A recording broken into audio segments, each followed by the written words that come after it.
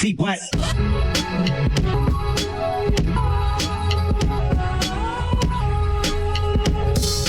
Hello. Welcome to the Thick. Yes, I'm back. Welcome back. Yes. To the Thick. The Thick was in good hands last week. People really enjoyed the episode, Mindy. Oh, really? Yeah. I need to start actually reading the comments. Yeah. I know. Well, you read the social media comments and I read YouTube and Spotify comments. And the social media comments are from all kinds of people. Yeah. Lots of randos, lots of not. Instagram, cesspool. You know what I mean? There aren't many, every single reel we post doesn't go up, but the ones that go up, the comments are they're distinct. It's the people who are like, oh my God, fans, love this. Oh my God, great conversation. And there's other ones who are like, fuck you, black bitches. Are you serious? If we ever talk about men in any way, the incels jump out and they're just well, that's why you guys end up whoring for white men anyway. Whoa.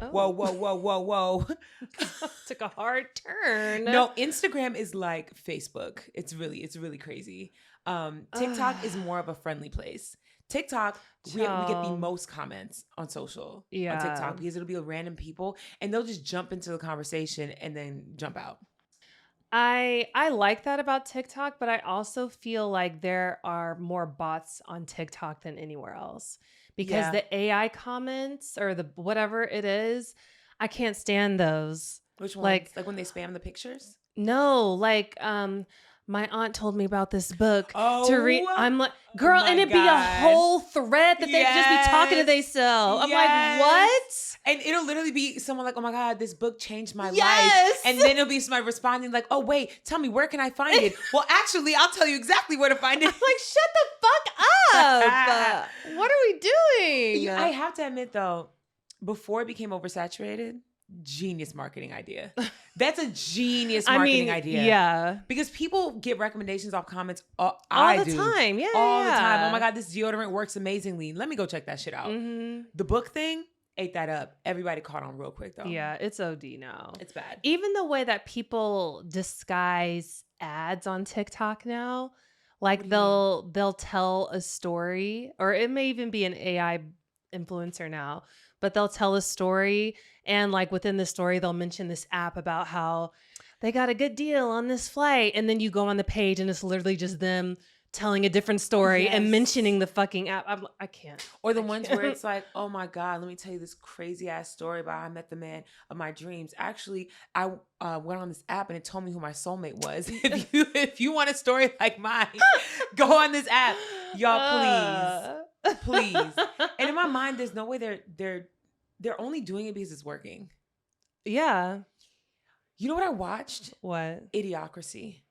Oh, I haven't watched that. It's a very 90s movie in the sense that majority of it is super fucked up and racist, and you know what I mean? Like the humor is not the most tasteful, but the storyline very, very accurate to what we're seeing right now, but just hyperbolic, right? So the premise of the film is this guy is doing this top secret thing for the military, and they want to cryogenically freeze him, and they wanted him to have a partner, but they couldn't find any women who worked for the military that wanted to do it, so they got a hooker, this black hooker. And so they freeze them, but then something happens, they forget about them, and they wake them up almost 500 years later. It's the year 25. Something. Damn. And the world is overrun by people who are genuinely stupid as fuck, white supremacist dumbass people who think that educated people are stupid. So literally it's he comes out and he's just using full sentences and he's like, hey, I'm so sorry, I work for the military, da-da-da. And you're like, who the fuck do you think you are talking like that? Yeah, but it's hyperbolic, of course, but it's basically just, it is a critique on how we are starting to praise people who are stupid or unintelligent, and it's intentional because it's easier to control people who are not intellectual, but eventually it's going to backfire on us when the dumb outnumber the smart and then villainize the smart for being smart. We're literally there right now. We are there right now. Yes. And so in it, like the president is like a former WWF like wrestler. And like, yes. Yeah. And so like whenever he comes out to give speeches, it's like lights and like all this shit. And it's like, we rule, we rock America. And then it's like, but there's a drought. How do we fix it? And the guy, they literally put him in jail, but then they take him out when they realize they could probably use his smarts for something. And they're like, why are our crops not growing?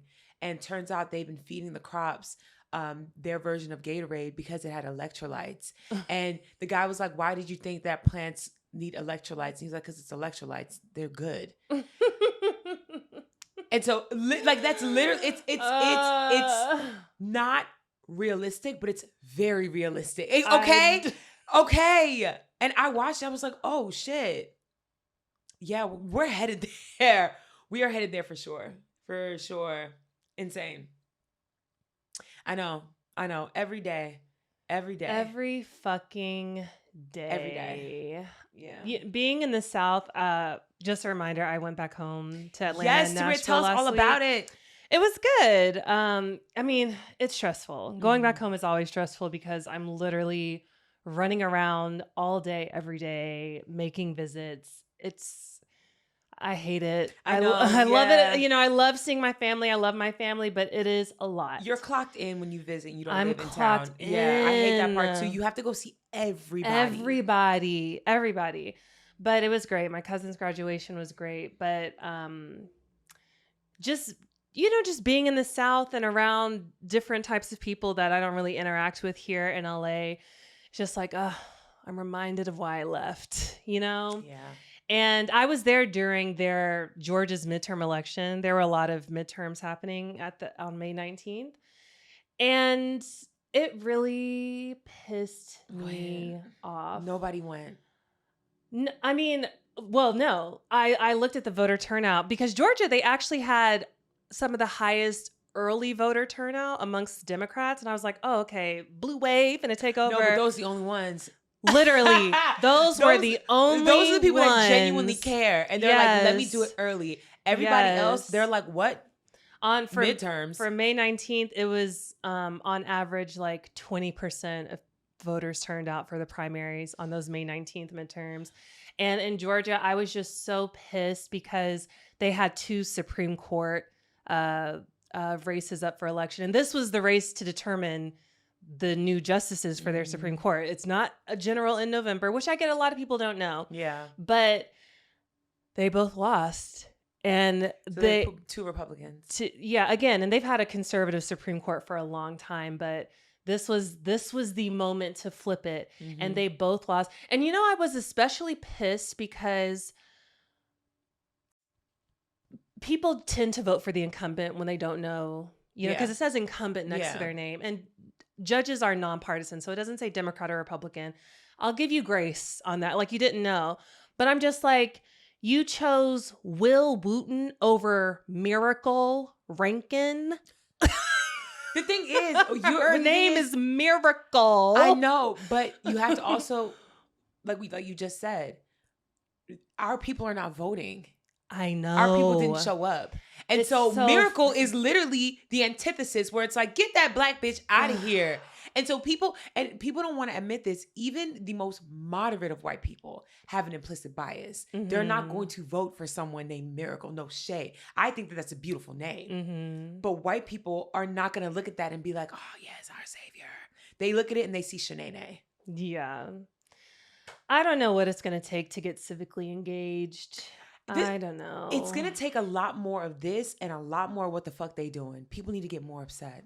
I hate that because in order for everyone to get so mad that they actually do something, things have to get catastrophically bad. It has to affect everybody like so tragically en masse. Like catastrophic. The Necessary Conversation podcast. They popped up back in my algorithm again, and their daddy's in the hospital. And the mama finally, she started coming around because she was like, they turned us away for his insurance. I don't know what's wrong with him, but they denied him some medication or whatever the fuck. Liver failing or something. Good. Yeah. But anyway, but she was like, now I see, how these cuts are affecting everybody because it's affecting me now. And I'm like, well, duh, bitch. My thing is, in the way, the reason why that podcast is never going to work, the reason why these conversations are literally pointless is because he is not reprimanding her throughout this. Yeah. He's literally they be laughing. They're kikiing. She realizes she gets to be truthful in how much hate she has within herself and how racist she is, how much of a bigot she is, and her son is not going to stop being her son. Girl, the latest video I saw really pissed me off because their dad's still in the hospital. Like, he's really fucked up. Good. Okay. And I caught the video like midway, and she said something like, they can't put my boy in jail or they can't lock my boy up. And obviously I thought she was talking about Trump. Bitch, she was talking about Hassan Piker. I'm like, oh, so you just went all the way left. What? Yes, because they're like, what? He had Ashley St. Clair, and I'm going to talk about this later. He had Ashley St. Clair on his podcast, and then the FBI trying to get at him now because he has so much influence. Hassan Piker, she said, my boy? Yes. She called him my son. They can't lock my son up. And your son is sitting right there and he's just laughing with you about this. Wait, so, okay. Because I need to understand, because I didn't see this clip. She's being, this is like she's making jokes, right? She's a fan. No, she's genuinely a fan of Hassan Piker. She genuinely is a fan of Hassan Piker. I don't know where I don't know the context to that. But yeah. She has like his t-shirt. They did a pan showing that she bought a t-shirt. Yes. Every day I get more and more convinced that I'm in a coma. I'm not even sure. Every fucking day I get closer and closer to fully accepting the fact that I'm in a coma and this is a fever dream. It is, girl. I don't know what's up, what's down, what's left, what's right. I don't either. This is the last thing I'm gonna say about this, and then we'll get into everything, or we'll get into Mindy's backstory. You're weak. But I was on the conservative Reddit forum because that's really the only way that I get heavy conservative information. And they asked, what would it take for you to support a Democrat or to not support Trump? Girl, it'll take nothing. Trump would have to literally show up and literally sodomize them. And I don't even know if that would probably be enough. Be like, well, he don't. Blessed me. I truly don't. They think that he genuinely is doing a good job. They love what he's doing for immigration. They love that he's so anti-trans. They don't know. They're uninformed. None of these people are actually informed on what's happening. It's a cult. Yeah. They are just happy to be able to suck his dick in public. That is it. None of these people know what's happening for real. All of these people insist that they are Christians, that everything they do is on the back of Christianity. Yet they completely have no issue with praying to a gold statue. Right. A gold statue of this man who can't even tell you what his favorite Bible verse is and has never, he didn't even get sworn in on the Bible. He opted out of getting sworn in on the Bible. But you think that he is literally a prophet sent down by God himself. He called himself God. And y'all are like, absolutely. I truly don't get it. I gave up. There's nothing to get. It's genuine. They're just insane. It's a mental illness. It is mass mental illness. And unfortunately, it is like the worst form of prison. Being the one person who is aware in a room full of people who is not is worse than being unaware yourself. It sucks. My God today. Right. Speaking of the 20 What? I'm not saying this is not funny, but I saw a series of TikToks a couple days ago. For those of you who may have missed it, the 21st day in which Domonique Morgan said that she would be out has come and it has gone, and she has yet to be released. And so if anything, if for all of those who are like, oh, just wait, My girl, she finna be. Hey. Maybe it's 21 business days. Like, maybe. Who knows? Maybe. And honestly, we laugh, we joke, we're funny bitches. This is not a laughing matter in that sense. It's just, my God, the way people were on the internet screaming that court documents were wrong. I just, you know what I mean? Yeah. And I really do hope that she's doing well. Have they told us yet? Did they put her in like a women's prison? I don't know. I really hope they did. And if they didn't, I really hope that she is in a space that is safe and separate from Gen Pop, because I want nothing but safety. For her. Absolutely. Yeah. But my God, like the way people on the internet don't give a fuck. There is a current era of desensitization. Is that even a word? Yeah, desensitization. Okay, period. Desensitization. Yeah, you got it. Thank you. That is occurring on the internet that I am at a loss for. Yeah. The way people go in. Oh my God. Anyway. Yeah, it's a scary time. Yeah. My week. Wait, really quick. Yes. Trey's show Nemesis is out. Yes. Just want to mention that. And it's #1 on Netflix. Yes. And going out with him after the show is out, I realized how much reach Netflix has. Obviously, I knew. He was getting stopped in the streets. Everywhere we went. Shut the fuck up. Everywhere we went. Somebody stopped him. Everywhere we went out to eat.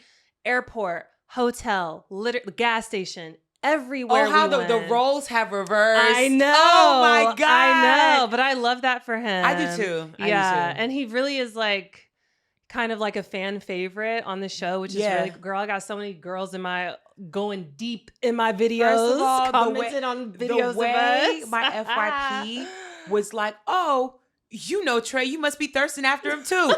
So many fucking random and viral, mind you. Not just like, got 300 likes. Viral TikToks.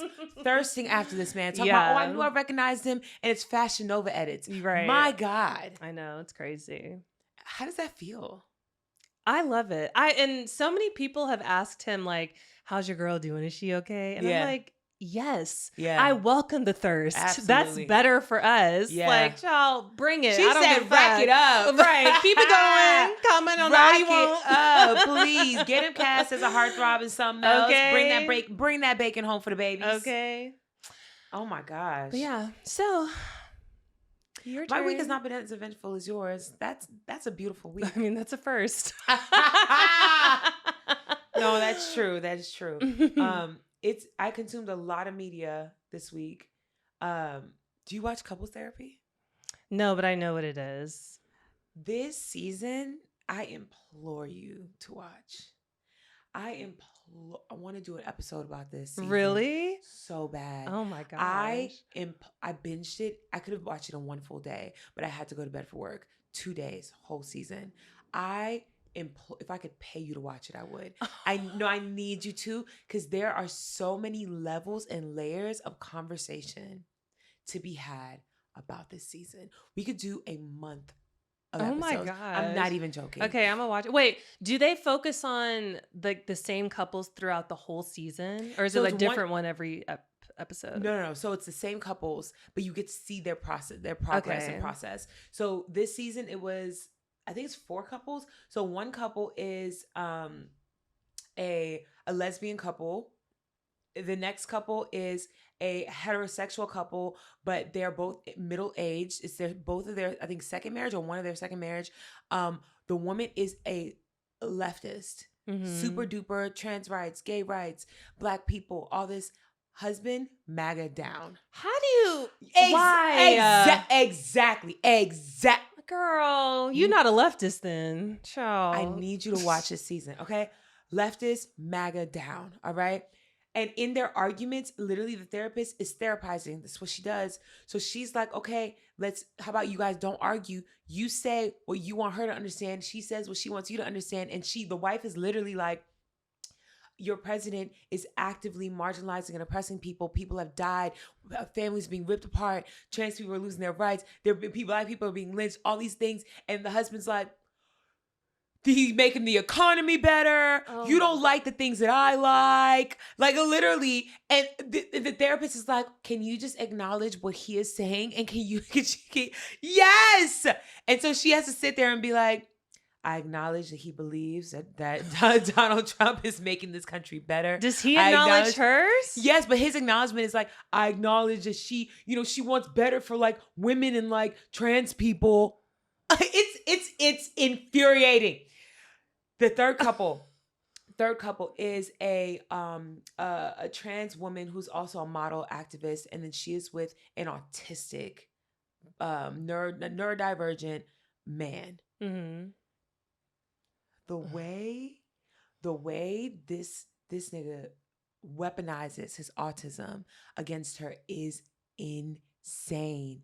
There is a part where he literally starts using her life story on Discord. Not what do they call it? Discord? Chats? No, it's not chat. It's but just on what's Discord? Reddit? Like a forum. Forums. Oh, okay. On forums, because it's multiple forums specifically about trans people. Mm-hmm. Using her stories to then gain an audience, and now he has a huge a following on there using her stories, and not good ones, not the good ones, right? All of her business, all her tea, and ends up falling in love with another trans woman. What? That he met on there because she was so touched by the stories. It's insane. It's insane. Another couple, heterosexual couple, been together forever, got 2 kids together, in love, deeply in love. He has extreme trauma. She has trauma as well. His trauma, I'm not going to say that anybody's trauma supersedes the other, but his trauma is layered, and it's a lifetime of trauma. Mm-hmm. His mother was clinically cuckoo bananas. Mm-hmm.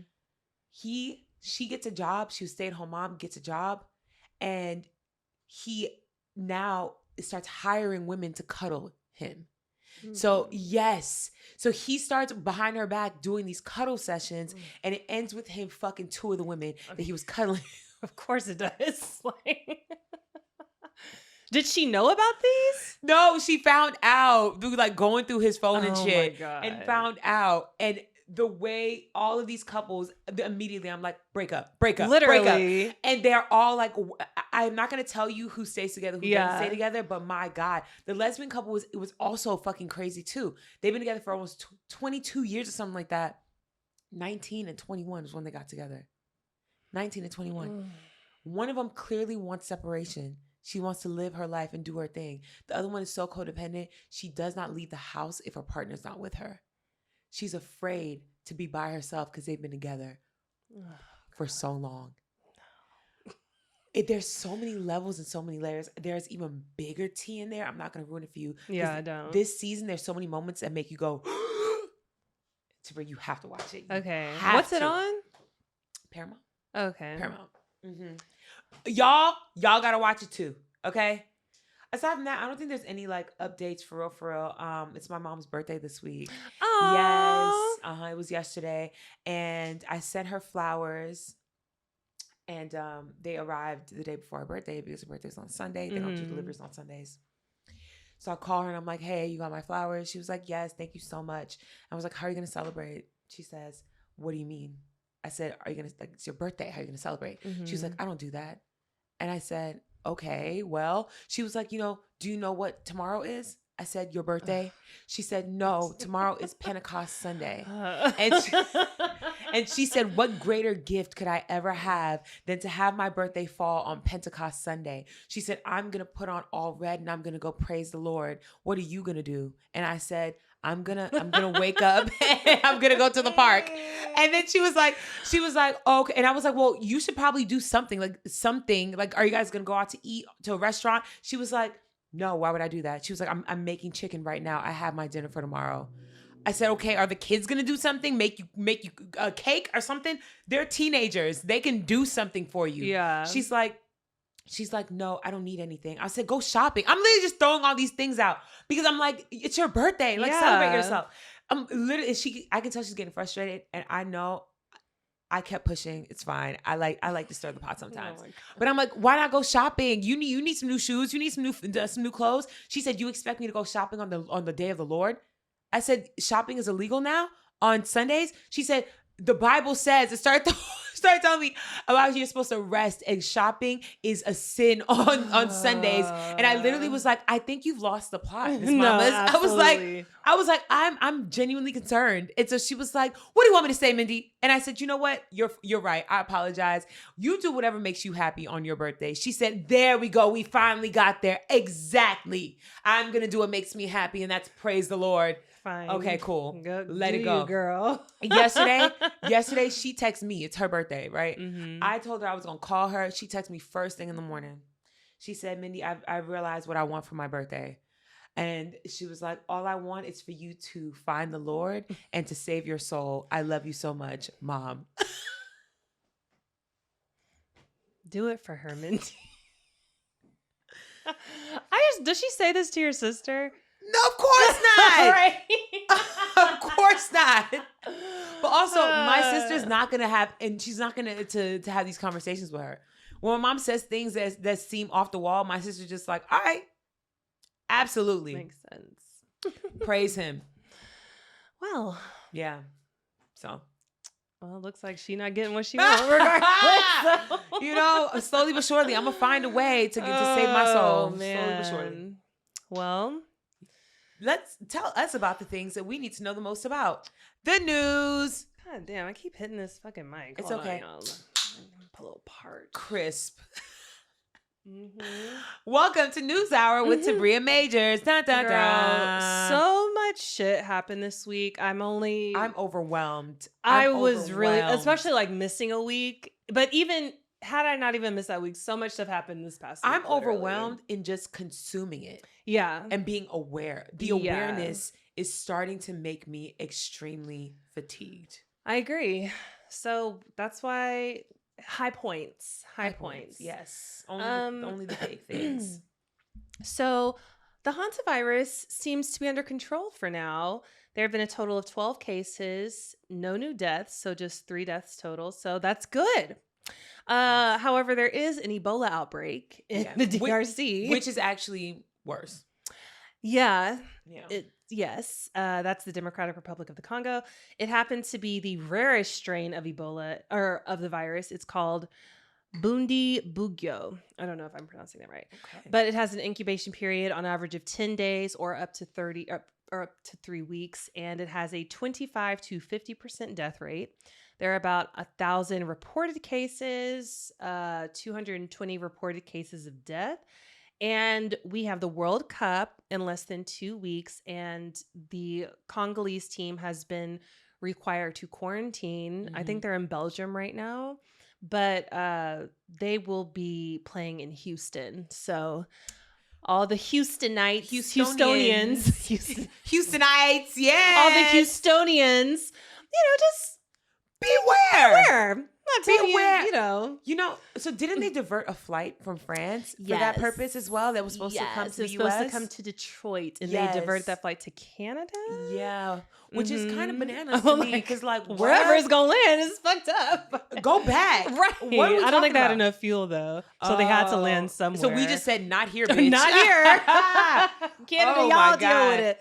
No, but the teams are already here. So I went to an event this past week. It was actually very beautiful. It was a lesbian jazz lounge night. It was very nice. It was on a rooftop downtown at the Hoxton Hotel. And so as I was leaving, it was a huge group, like a gaggle of these white men in shorts. And it was kind of like cold outside. And so one of my friends I was with literally was like, what, like, are y'all soccer players? Because it just gave that. Yeah. And they were like, yeah, accents, everything landed. They're here. And literally they were like, World Cup. And so I was like, oh shit. It's starting. They're here. And this is not I'm not mad that there are people from outside the country here. I'm just concerned about all of the health implications because of how many viral, contagious outbreaks we are currently existing through right now. I agree. It is scary. Yeah. Not that it's ever a good time to have an outbreak happen, but this is a really bad time. No, yeah, it's bad. So, yeah, I'm taking all my immunity supplements and whatnot. Yeah, same. So, as I mentioned earlier, we had a wave of primaries that happened recently. A big win for progressives was Chris Rabb out of Pennsylvania. I think he's congressional district something, but I'm pretty sure he's going to win in the midterms. So that's amazing. Something interesting that happened, Thomas Massie lost, and I'm sure you've heard that name. He's like a Republican who's against Trump. He's the one that started the Epstein Transparency Act with Ro Khanna. Mm-hmm. He lost his seat. Trump was campaigning hard against him. We knew that was going to happen. I didn't know that was going to happen, but I think they cheated. No, but this is the thing. I'm not even going to lie, and I hate to say this. Based off of how things have been going, Spencer Pratt's going to win. I don't think that. No. I'm not saying that he's going to win. I'm saying they're going to make sure he does. In the same way they made sure he lost. I don't think we're fighting a fair game. I don't know. We'll have to see. Well, if that happens, that's my litmus test. If Spencer Pratt, if he wins, that's not my litmus test because so many people are behind him. So many celebrities are behind him. But the celebrities are not. I think in numbers, all the regular everyday people that I've spoken to are adamantly against it. Mm-hmm. It's only the rich and the wealthy that are behind it.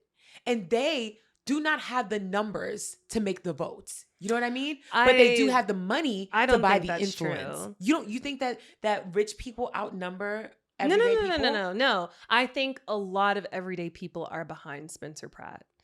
Who?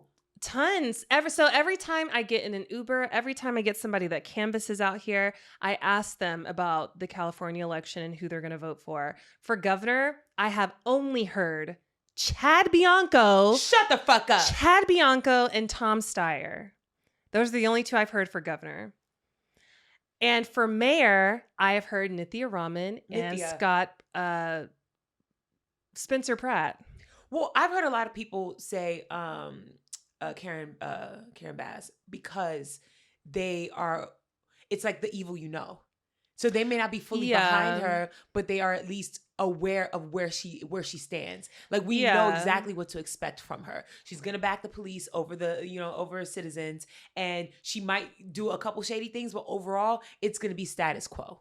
Yeah. Nithya, I think she is so progressive, it scares people.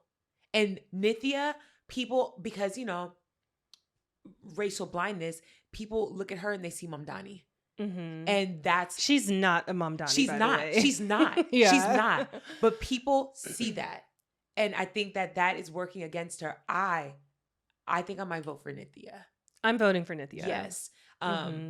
She's the one that makes the most sense for me. Mm-hmm. But I think that if people are not going to vote Karen, like when I say people, I mean white people, they're going to vote Spencer. Just off of the fact that it's samesies. Well, it's a black woman, a brown woman, and a white man. It's the same thing for Trump. When you have somebody, and look, say what you want, Spencer Pratt is running an excellent campaign.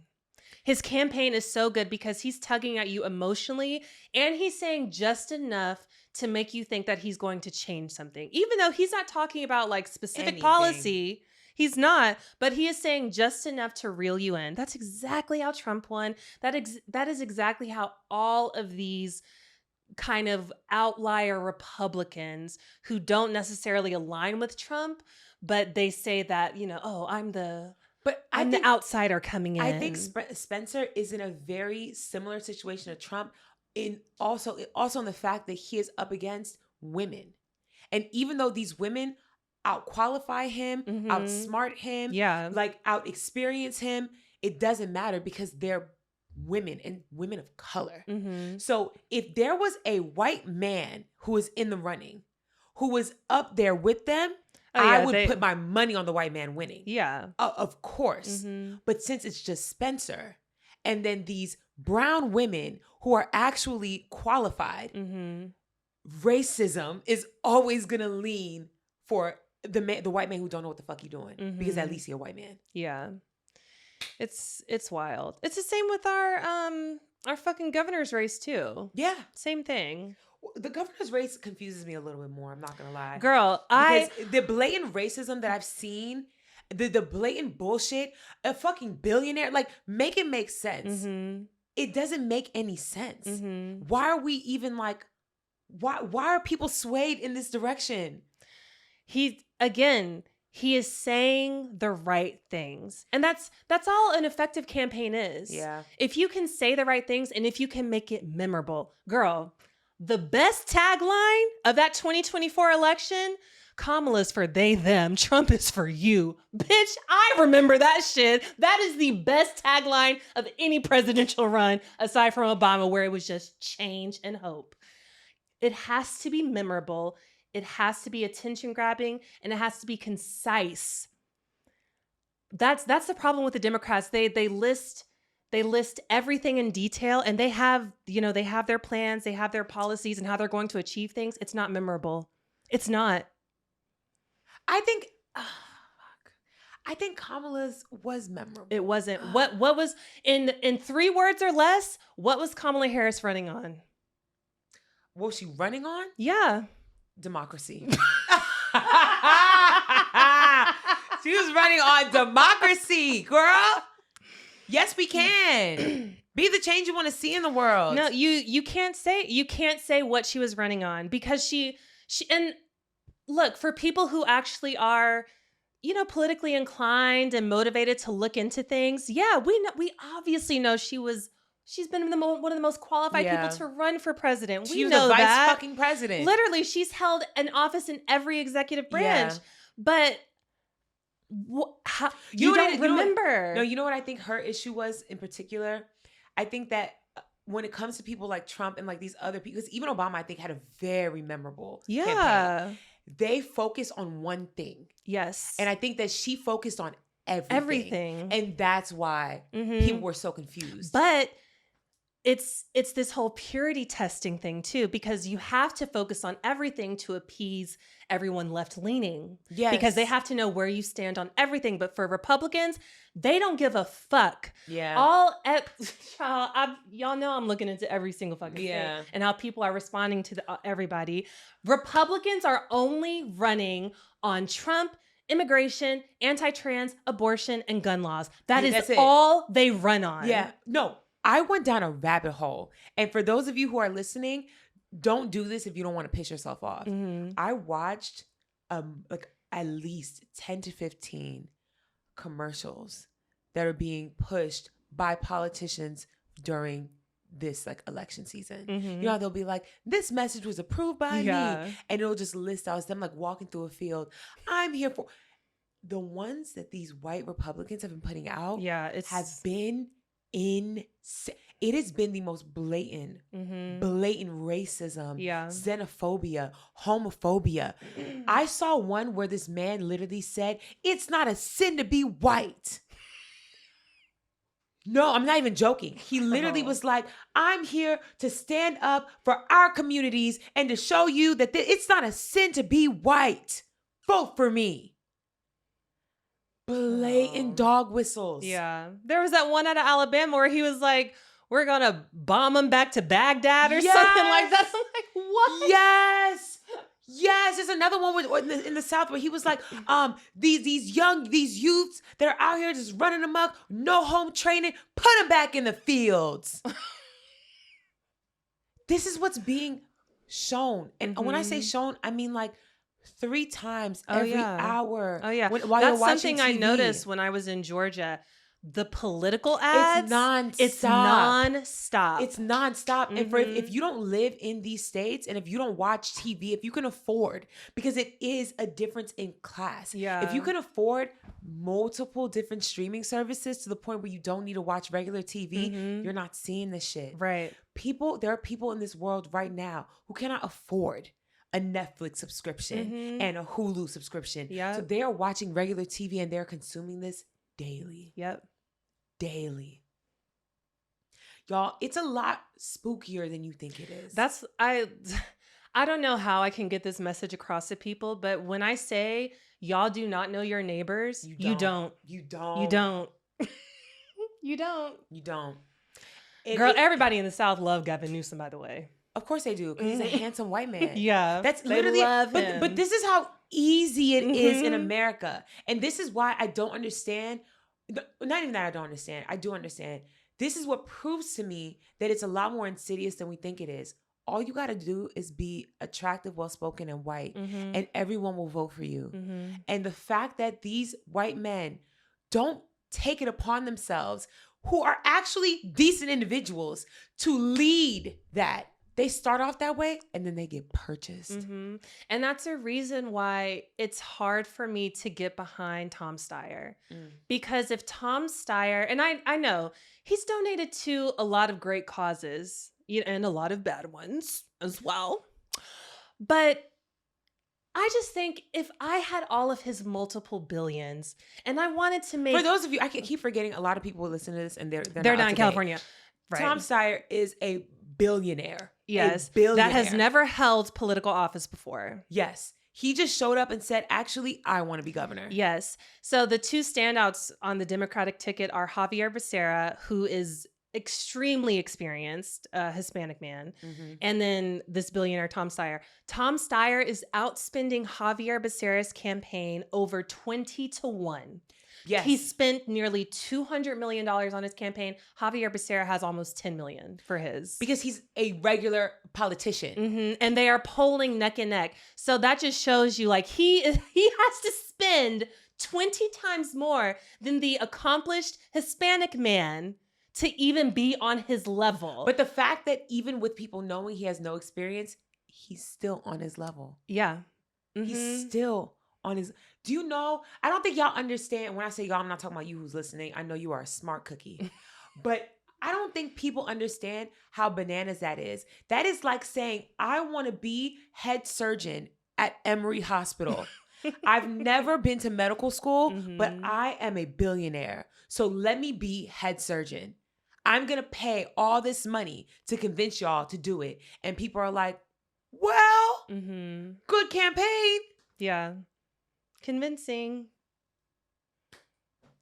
But like I was saying before, if he were as progressive as he says he is, if he really wanted to make a difference, and if I were him, I would literally fuel every major progressives campaign across this country. I would make sure we get as many progressives into our Congress as humanly possible. Yes. He has spent $200 million on his one campaign.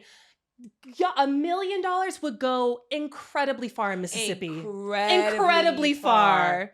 But the thing is, this is how you know it's not about the actual work that needs to be done. You want to be a celebrity. Like, it's becoming a very big issue in the United States, because Donald Trump being elected president twice has legitimized the idea that all you need is influence and money, and you can do whatever you fucking want. Yeah.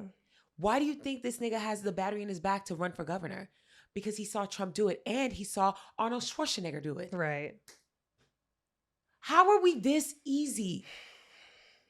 How are we this easy as a people? Why doesn't, like, this used to be a sacred thing? Oh God. I know. It's fine. It's not fine. No. Dust it off. Oh God. So this was like one of the biggest stories from this week, child. So y'all remember how Trump is suing the IRS for $10 billion for leaking his tax documents? Well, he was like, okay, look, I'm going to settle. Don't worry about it. You don't have to pay me the $10 billion. Instead, how about we get $1.8 billion to give back as reparations to the January 6th rioters? What a better use of taxpayer money.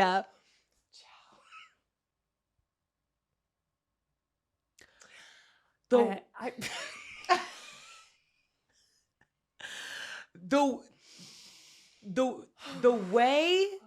way this motherfucker has been playing in everybody's face for so long, and the way we are just allowing it will never cease to amaze me. And again, I feel like I'm in a coma. Yeah, this is actually, obviously everything he does is crazy. This is insane. No, this is absurd. If I read this in a book, I'd be like, oh, fiction. Fiction, right. Fiction. Right.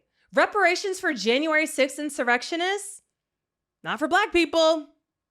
Not but for also, descendants of slaves. Who the fuck needs reparations? Thank you. When we're literally telling you that we are impoverished. Someone asked you, how do you feel about that? And you say you don't give a fuck about the financial state of Americans. Exactly. He don't care. You don't give a fuck about the overall financial state of Americans. But you have over $1 billion. And you say, actually, let me give it to the people that beat the shit Killed people. Beat the shit out of the officers that I had protecting my White House. Mm-hmm. I don't know how you reason that. I truly don't. Okay. And the thing is, the January 6ers that are getting very excited about this, I hope they know he's going to fuck y'all too. Mm-hmm. You guys are not going to get have you heard the requests? No. So there are specific people who, of course, like gained popularity after the January 6th thing because, like, you know, racists love rooting for other racists. But there's one guy in particular who actually went to jail and was sentenced to like 10 years or something like that, and then was officially pardoned by Trump. That guy said he's going to ask for $400 million. Another guy, like they're already putting in their requests. One guy was like, yeah, you know, I'm not going to ask for too much because this is the guy who was found guilty, pardoned, but then is currently facing charges for like statutory rape or something like that. Like he's a genuine criminal. He's like, I'm not going to be greedy. I'm just going to ask for like $2 to $5 million. Oh my God. These people are fucking delusional. Tabria, I feel like I'm actively losing brain cells. Yeah. And my blood pressure, I can feel it rising. Same. I can feel it rising. And the fact that we have to address these things like they are normal. Mm-hmm. Every time I see someone ask JD Vance a question and he's like, well, hold on there for a second. Let's talk about this. Mm-hmm. What you're implying is that we don't care about Americans. We love America. Gaslighting the fuck out of us. Oh my God. Well, this $1.8 billion is coming from the Judgment Fund, and it's basically a pool of money that's reserved for U.S. government legal settlements. Normally, this would have to be approved by Congress, but he just skipped on over that and pulled it out himself.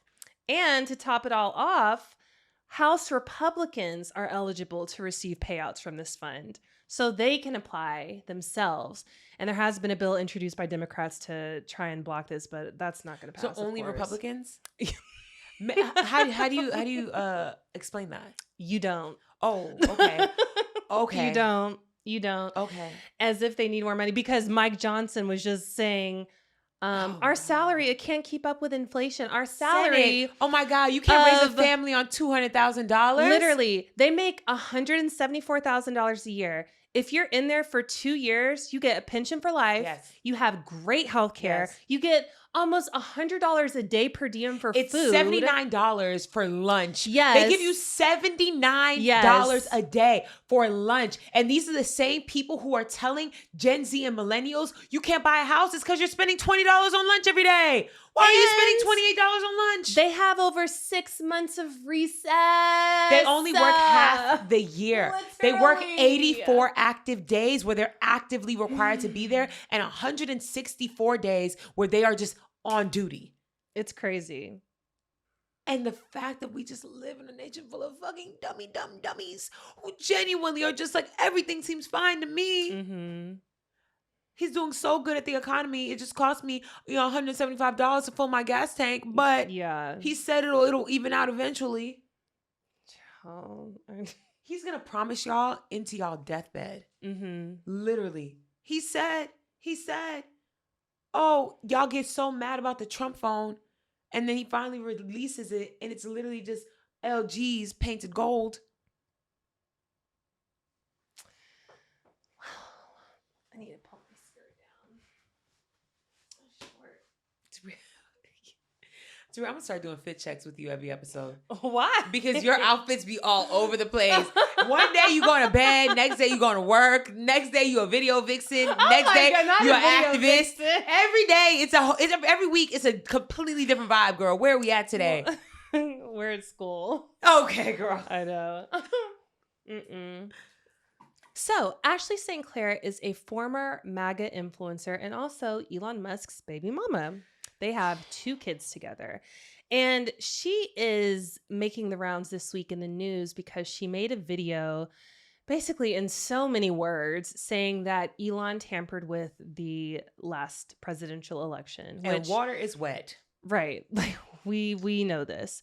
He basically used Starlink and his satellites to fuck with the election. The way that she said it is that he was using lasers to beam up things, she says she speaks in a very weird way, which I believe that. She's just not smart enough to understand. Yeah, I'm not saying I don't believe her, but two arms length. You know what I'm saying? Anybody was like MAGA down influencer, like you advocated for this shit. Like I get you were indoctrinated and stuff, but I still don't. Yeah, I don't fully believe that you're doing this for the right reasons. Mm-hmm. Because if you were, I think that there would be a different approach taken. You would actually be trying to find legal things to do. You'd be stacking evidence, and you would be presenting it to the courts as well as, you know what I mean?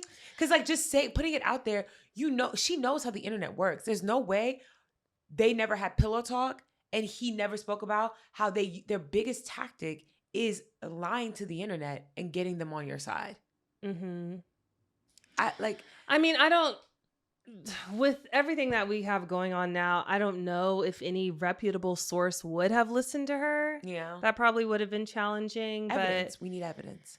Yeah, she said she sent everything that she has, I think it's really just text messages of him saying it. So I don't know if that counts as like hard proof. I mean, if he used details.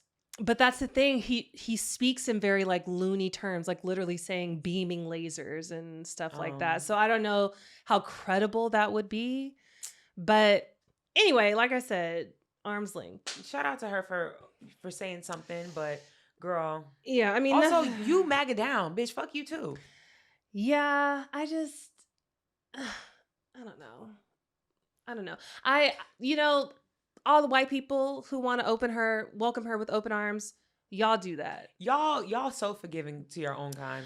Look, I think there needs to be a level of forgiveness for people who are genuinely deconstructing and, getting out of the MAGA tunnel vision or whatever.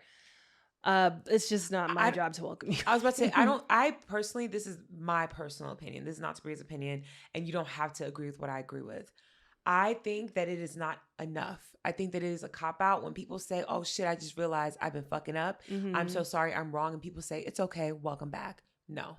Well, no, you have to do work. Yeah, I think you need to be shamed. I think just like in Game of Thrones, you need to walk through and people need to say shame. I mean, shame. And she's getting it in her comments, Good. Trust me. But like that one girl that we spoke about a few episodes ago who went viral saying that she was leaving MAGA. Yes. And she was like, why are you being so mean to me? Yeah, I mean, she actually showed like, I'm about to go vote. Here's my ballot. Voting for Democrats this time. So whatever.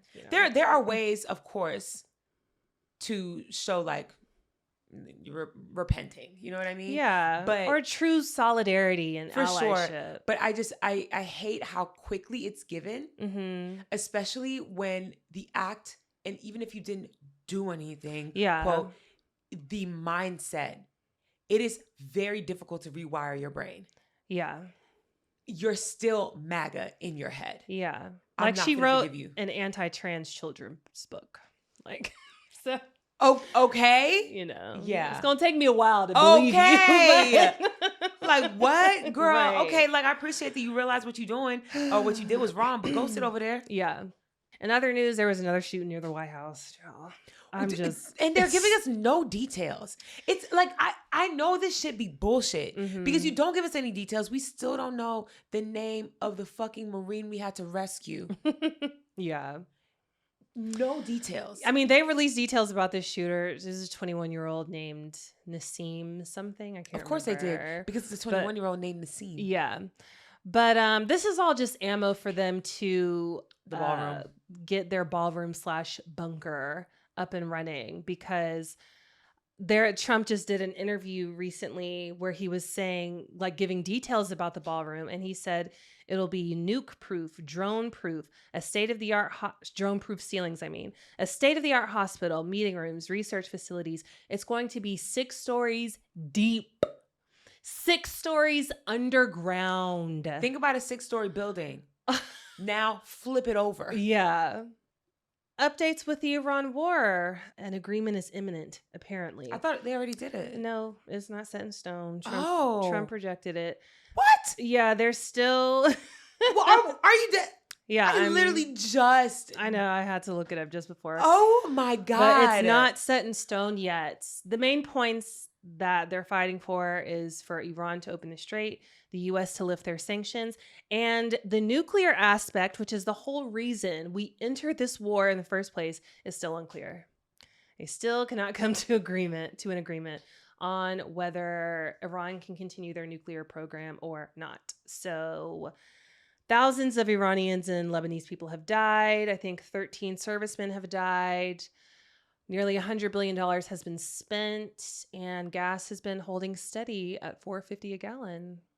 Gas, listen, I drive a hybrid. Mm-hmm. I couldn't charge my car over the last weekend, and so I was driving on gas. I never look at gas prices. Yeah.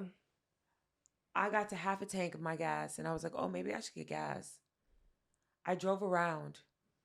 The cheapest gas I could find was $6.54. $6.54. $6.54.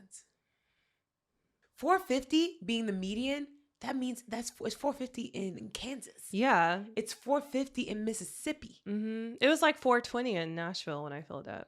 Have you seen the conversation that's been happening about poverty in like rural places versus poverty in cities? Oh, yeah. And people don't get it. People don't understand. Mm-hmm. And I need people to really comprehend that there are people raising whole families on $17,000 annually before taxes. And they have to pay $4.50. Mm-hmm. Y'all's president, not mine. Finally, child, Southern California is going through it. We got this chemical plant in Garden Grove that's going to explode. 50,000 people had to be evacuated. 50,000. Did you see the spread yes. zone? They showed a map because it's basically imminent that it's going to explode. Yeah. And if it doesn't explode, then it's going to leak toxic chemicals out into the streets in a radius that is like 10 miles. Yeah. Mm-hmm. And people keep asking, can't you turn it off? It's not a matter of turning it off. It's this 7,000 gallon just tank of methyl methacrylate, which is what's used in acrylic nails. So just think of that smell that you smell in the nail shop. But the purest form compounded by like yes. a million times. It is toxic. And so this tank got cracked. So it's a gas that's slowly leaking out. It's highly toxic. It's highly flammable. So they literally don't know what to do. And no, but the leak is causing it. I think the way it's reacting to oxygen, it's heating up. Yeah, it's getting hot. It's extremely hot right now. And so when you look at footage of it, there's no fire, but there are dozens of firefighters putting water on it to try to cool it down. So they're just using up, mind you, the water we barely got. We don't have. Trying to cool this shit down. And it's not working. Yeah. It's just getting hotter. So we're just waiting. It's literally a waiting game. And then there's a fire in Simi Valley. Oof. And it came within a quarter mile of the Santa Susana Field Lab. It's an old research facility used for nuclear and rocket testing. It was never completely clean, so there's still radioactive material and chemicals in the plant. The fire got within a quarter of a mile. if it would have actually gone there, oh my God. Oh, Chernobyl. We'd be recording this podcast from a different state because we out of here. Yeah. Packing That it would up. have been crazy. So the fire got pretty close. And one of my coworkers, she lives in Glendale, and she said she could smell it in the morning. Really? While you guys were gone. Yeah, it got really close. Damn. Yeah. It was like ashy. It was ashes. Yeah. And it was like the sky was really dark, and it smelled like burning fire. Ooh, child. I can't do that again. I know. I literally was like, thank God y'all not here. Yeah. Oh my God. And lastly, there was a 2,400 gallon oil spill in the LA River. So we got a lot of shit going on. We have our primary elections next week. We got El Nino on the way. Oh my God. And we got the World Cup. I want to go somewhere. No, honestly. I genuinely feel like I would love to go somewhere, but we can't do that because we got life and work and shit. Yeah. Good news. People are rebelling against AI, Absolutely. which is what we have all suspected. But their fear about the impacts on society, all the data centers, people fearing for their jobs and everything, it's real. And people are skeptical, which I'm so happy. And it has cost the AI industry $156 billion. They have had to pause 46 data center projects, and 20 have been canceled. Good. I also want y'all to recognize, as much as they try to push AI on us and get us to believe that it's the ultimate future, the reason why they're pushing so hard. Have you seen that Sandra Bullock clip? That's Sandra Bullock. Who was it? Erin Brokovich? No. Oh. There were two actresses. Reese Witherspoon. Yeah, and there was another actress. Who was it? Was it Sandra Bullock? It was either Sandra Bullock or Anne Hathaway. Anne Hathaway, maybe. Yeah. It was somebody I'm so sorry, y'all. A blonde recognizable brunette. white woman, yes. But they were having a conversation basically saying we need to get with it. And I know that they didn't wake up and say, damn, I really feel passionate about AI. They were paid to do that. The push it's been amplified as of late. It's not a surprise that we've seen 10 different commencement speeches at these graduations where they are pushing AI onto these students and people are booing them. The push is because the AI bubble is going to implode. Yeah. I need y'all to understand that AI is not benefiting any of these companies whatsoever. Not in the way that they're making it seem like it is. They are all buying each other and funneling money to each other to maintain it because there's no money being made. They're burning money, burning it, with the hopes that eventually we go, okay, fine, fuck it. And then now it's a commodity that all humans need. Have you seen what Google has announced that they're going to do with their search engine? They're like stopping it or something, right? So they're basically dismantling the Google search engine in the way that we know it, where you type in a question and then you get all of the answers. Now, what they're going to be launching is if you want to use Google, period, you type in a question and it's a chat. It's a chat. What? Yes. And so you get all your answers via the chat. And then after you interact with the chat, you can then go and see different options you can source through if the chat does not help you. They are forcing you to have to use it so that they can go to their investors and show them, oh my God, we've had 300 million impressions or we've had 500 million people actively using the AI bot every month. It's not going to be real. They're going to force us to do it. And I don't think they understand that there are so many of us who will just never use Google again. Yeah. Ecosha. DuckDuckGo. Maybe. I've never used that one, but. Ecosha for sure. If y'all don't know what Ecosha is, I got to sneeze. Bless you. Thank you. Ecosha is a search engine that, and I know that it does use AI to a certain extent, but it is the most environmentally sound version. They plant a tree for every search. Yes. Second part of good news. Yeah. Erin Brokovich. For those of you who are unaware of who that is, I know we've all heard the name, but a lot of us have not. Back. She's a real person, y'all. Yes, she's a real person. I know that a lot of us have heard the name and are familiar with the film, but maybe we didn't watch it. And essentially, Erin Brokovich was a paralegal who worked for this company and uncovered corruption within the company that she was working for It's literally what's happening right now. Yes, and they were creating these like the companies and that they were building the factories and all that shit was poisoning the water of these like neighborhoods and rural communities, and she uncovered it and basically blasted them and helped save all these people. She is back and with a vengeance, y'all. Erin Brokovich has created a website, which Tabria will link here. But because the website's actually really cool. It's an interactive map and it shows you all the data centers in the United States. Because I don't think that y'all realize how close you live to one. Oh, yeah. So it's an interactive map. It shows you all of the data centers. And then on the map as well, it shows you all the reports of poor water quality, health implications, environmental implications, to show you that all these things are happening because of the data center, not just, oh, well, because that's what the lawyers for these, you know, corporations, they're trying to infer that, well, no, the water quality was always bad. We didn't do that. That's not us. Yes, it is, y'all. Yeah. And she is actively fundraising and doing all the things that she needs to do to make sure that she sheds a light on all this corruption. Yeah. Shout out to Erin Brokovich. Just a footnote, maybe it'll be next week, but we want to do an episode on data centers. Yes. So yeah, just putting that out there. And the thing is, I know y'all are like, oh, data centers, talk about tea. It is tea. It is tea. It is tea. Trust me. Moving along to the things that aren't as important, but we need a break for our mental health. Now, and a lot of these will still piss you off. I'm going to jump around, so. Okay. No, I know, because last time you were like, I'm going to jump around. Okay. I want to start on a high note because positivity matters. The NAACP is calling on all Black athletes to refrain from playing for or signing on to schools in states that are actively working to dismantle Black rights. So is that really positive? Are they going to do it? It's positive because the people who have responded, yes, they're going to do it. Is it overwhelmingly? Are they are a majority of these Black teens and youth that are signing on to schools, are they saying, yes, we stand with you?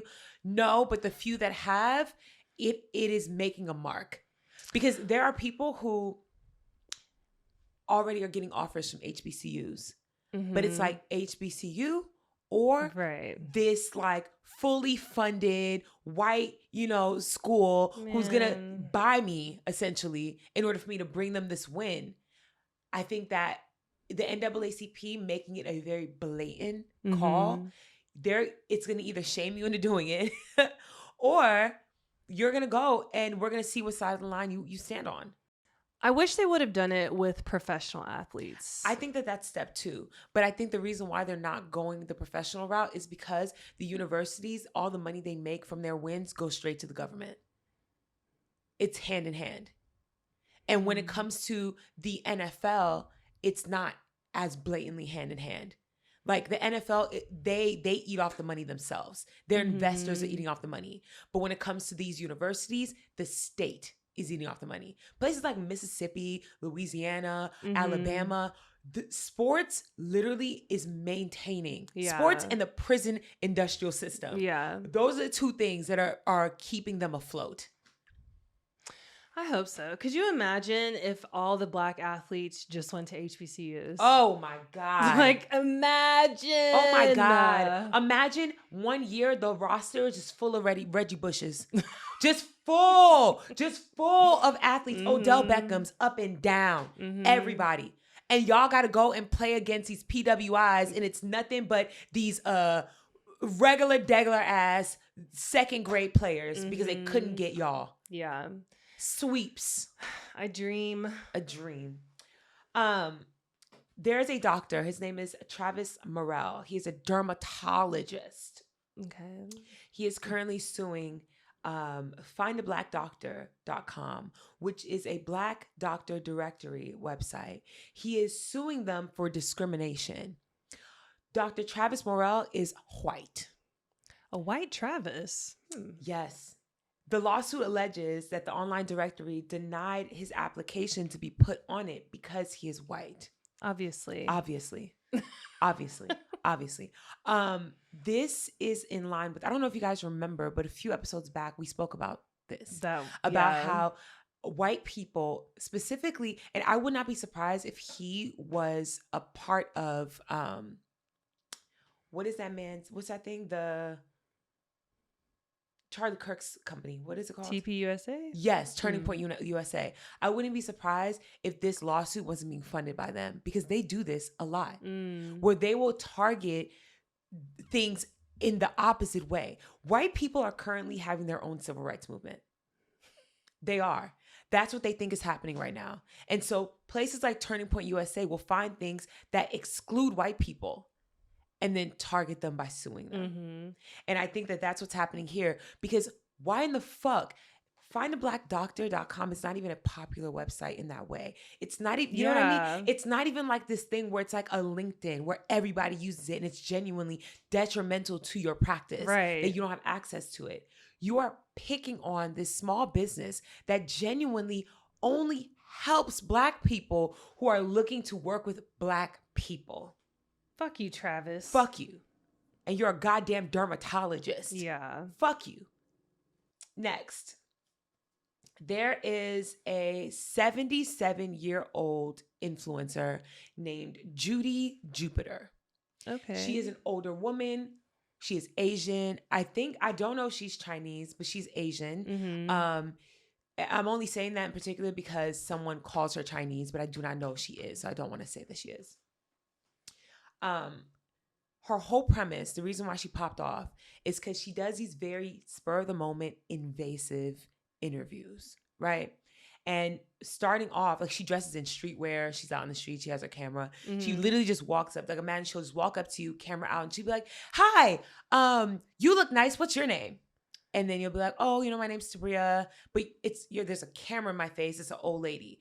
So it's always slightly awkward, but it's also, most people are very kind. Yeah. Because it's this old lady and she's wearing streetwear and it's like, oh, this is weird, but like kitschy. Yeah. Cool. So, she'll ask you random ass questions. She'll be like, so what do you do? And like, so what are you doing for fun? Oh, you're a singer? Sing me a tune. And like all these things. And she'll be like, do a spin for me. And people are just like, what the fuck? But she like is like looking at their outfits. It's because she's old, people give her more grace. If she was not old, it's rude as fuck. Yeah. Right? But she's like popped off to a certain extent where, she's in New York and she's like done these interviews with like actors. And like, I think her biggest one was Sabrina Carpenter and she barely really knew who she was. Just somebody, like, people saw Sabrina Carpenter in the streets. They were all like, Sabrina Carpenter. And so she just walked up on her with the camera. And of course, like, Sabrina Carpenter is PR trained. So it turned into a very like sweet, kind, like, oh my God, yeah. And whatever, goes viral. She's at an event. It's a party. They're indoors somewhere. She walks up to, and mind you, it's dark.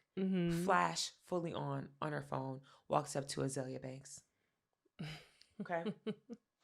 She walks up to her and she's like, hi, what's your name? And she looks back at her like, what the fuck?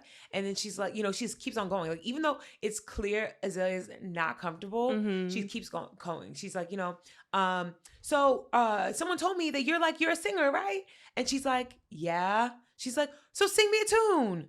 And she goes, no, I'm not going to do that. And so she's like, okay, well, how do you like living in New York? She's like, fine, like, I'm from here. And she keeps asking these questions. It's getting awkward, like more and more awkward, but she's still like not being mean to the lady. She's just being like, I'm cool. Then the lady's like, okay, I really like your outfit. Really cool tattoos. Can you tell me about them? No. Then she goes, okay, well then can you do me a spin around so I can see your outfit? And Azealia Banks says, no, and now you're making me uncomfortable. Can you leave me alone? Right? And so people then, the reaction to this was kind of crazy because people are then like, oh, you talk all this talk on the internet, but you couldn't even stand up for yourself with this old ass lady. Other people are saying, oh, you was being rude as fuck. She an old lady. And Azealia, of course, comes out and she makes her statement. And like, her statement doesn't really matter because it's just her being a fucking internet troll. And like, she called her Chinese. She's like, this old fucking Chinese lady, blah, blah, blah. And she's like, we want me to fight an old bitch? I'm not going to fight an old bitch. Which, like, yeah, bad way to say it, valid. But yeah. And it sparked this entire conversation on the internet about why we think people are required to interact when people show up with a camera in their face. Yeah, you're definitely not. You're not. Yeah, I would hate that. And so many people are on the old lady's side, and then other people are like, she's weird as fuck.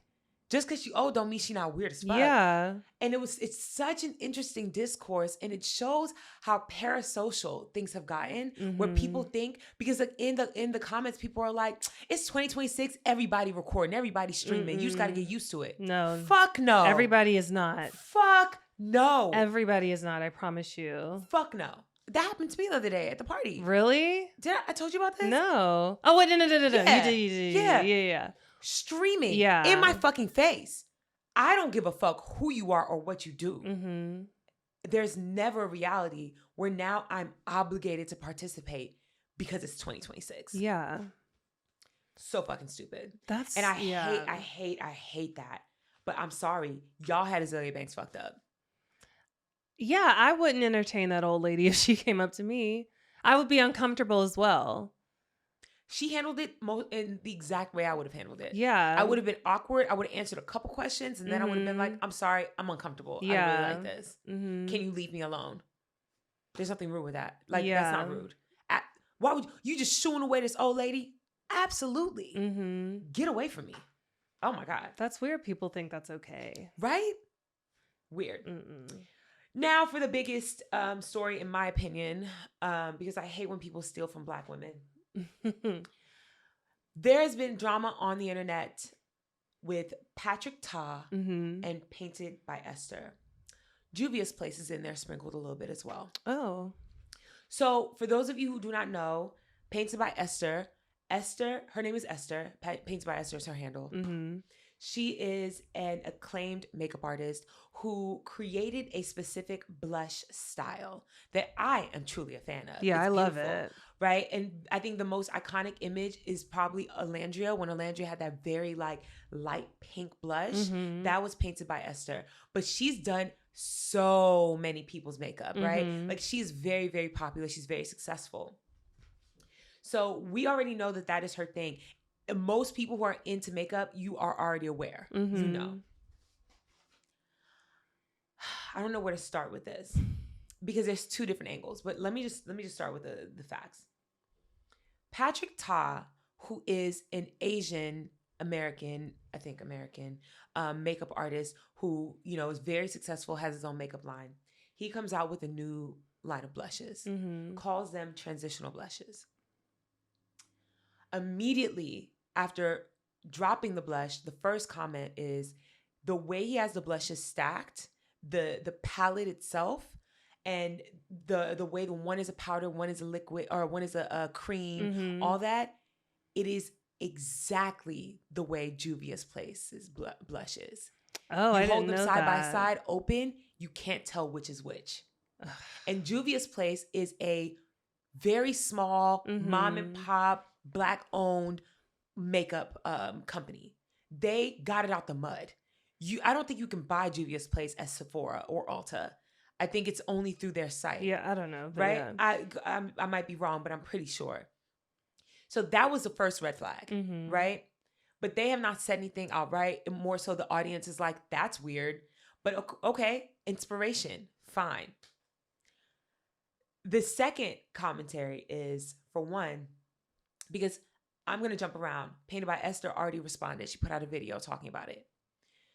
She said months ago, someone booked her through her agent. And the person that was booking her is the other half of Patrick Ta Cosmetics. Patrick Ta is the makeup artist. He is the face of it, but he has a partner. Yeah. So his partner booked her. And they accepted the booking. Cool, whatever. I'll do your makeup. But then her agent relayed that they want to film her do the makeup, not actually have the makeup done for an event. It's literally like, they're not going anywhere, whatever. Just do my makeup. I'm going to film it. She felt uncomfortable with that. She said no. A couple months later, she makes a makeup tutorial for her own platforms. Puts it out there. Now, Patrick Ta drops his transitional blushes line. And with the drop, he also does a tutorial. He copies her technique almost to the T, to the point where his verbal explanations of what he was doing were verbatim exactly what she said in her tutorial, even down to her mistakes. She, in the video, twice says, so I'm just going to put the blush here on the back of my palm. It was a misquote. Ain't no back of your palm, it's the back of your hand. He says that too in his video. Yes, we're just going to put the makeup here on the back of my palm. It's to a fucking T. Wow. You copy so bad, you copied her fuck up. Mm-hmm. And yet he is still adamantly denying that he copied her in any way. He said that he's been doing this makeup technique for years, posted like evidence of him doing it in like 2020 something. She's been doing it since 2019. His video, 2024, I was doing this. 2023, 2019. She's been doing this. This is her technique. Y'all just can't give Black women credit where credit is due. You could have easily, Painted by Esther does not have her own makeup line. Yeah, Patrick it could have been a cute collab. It could have been a collab. Mm-hmm. But y'all don't like to pay Black women. And he doesn't. He got in a big scandal like a year or two ago about not paying Black creators. Shut up. Yeah, that's why I'm like, why do people still support him? I forgot about that. Mm-hmm. Well, I think even Jules. Jules came back on saying he didn't pay her either. Oh, shut up. Oh, yeah, no. See, fuck Patrick Ta. Mm-hmm. And this is, oh my God, it's so frustrating. It's infuriating. Y'all, I hate this. And I'm not saying that this is across the board, but I hate whenever I see POC do this to each other. Yeah. Because I genuinely believe a lot of the times Black people are the only ones who understand what solidarity truly means. Yep. Truly means. And that is very upsetting. Mm-hmm. That's why I always have to remember it's not POC, it's BIPOC. Yes. There's a separation BIPOC. BIPOC. BIPOC. BIPOC. And that's that. There are other things that happen in the news, but genuinely, I don't give a fuck for real. Like, you know, it's a lot of like stuff happening here, there, everywhere. Yeah. Okay. All right. Yeah. Okay. So let's get into the topic today.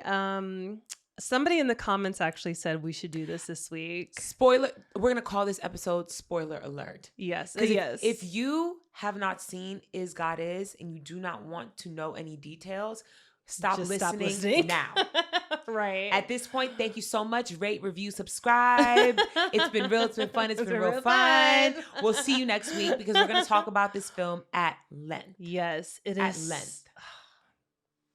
I watched it last night. Same. At 10:45 p.m. Damn. I had, because you told me last minute that you were like, yeah, I'm going to watch it today. And I was like, fuck, now I got to watch it today. But I already agreed to do the birthday thing. Oh. Yeah. But it's cool though. Because I saw it. Yeah. Do not regret it. Yeah.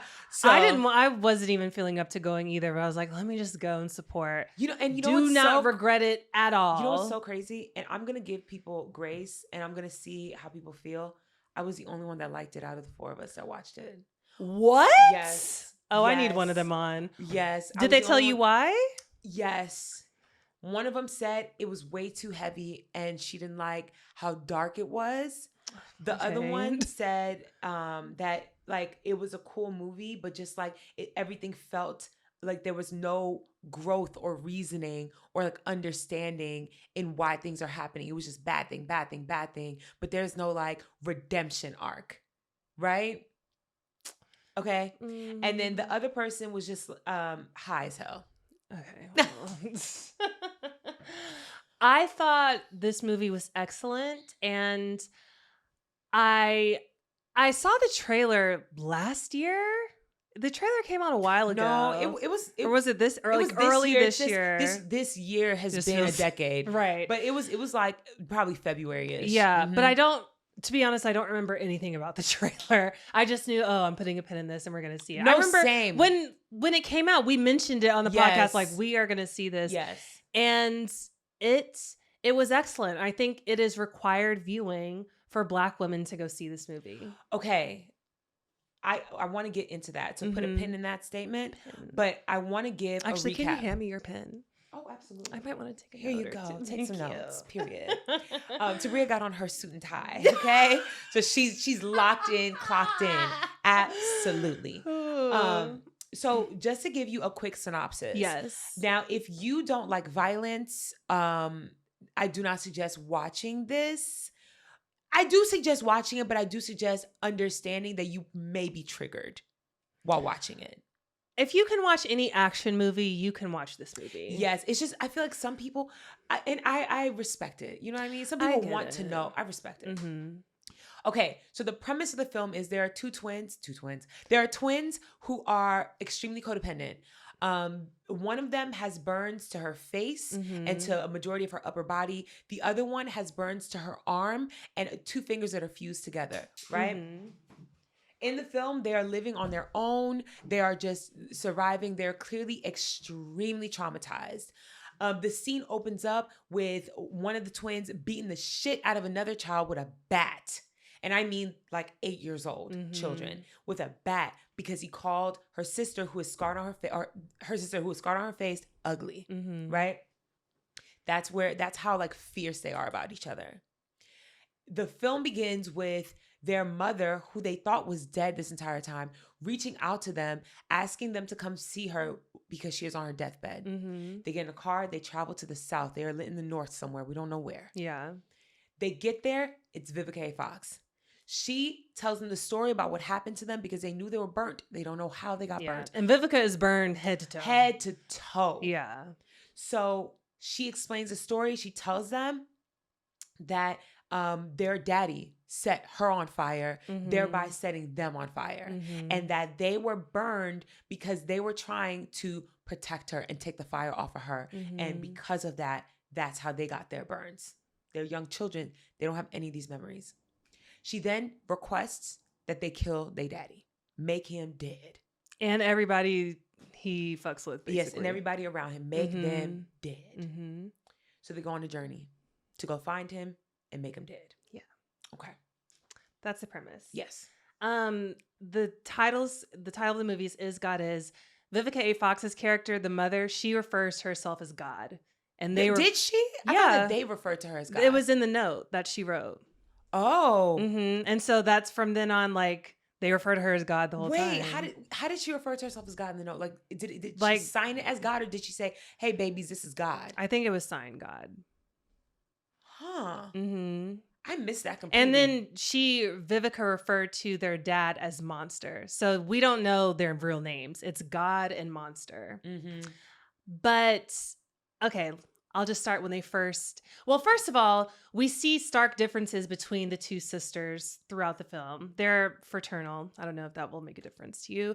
But their names are Racine, who's the one who's just burned on her arm.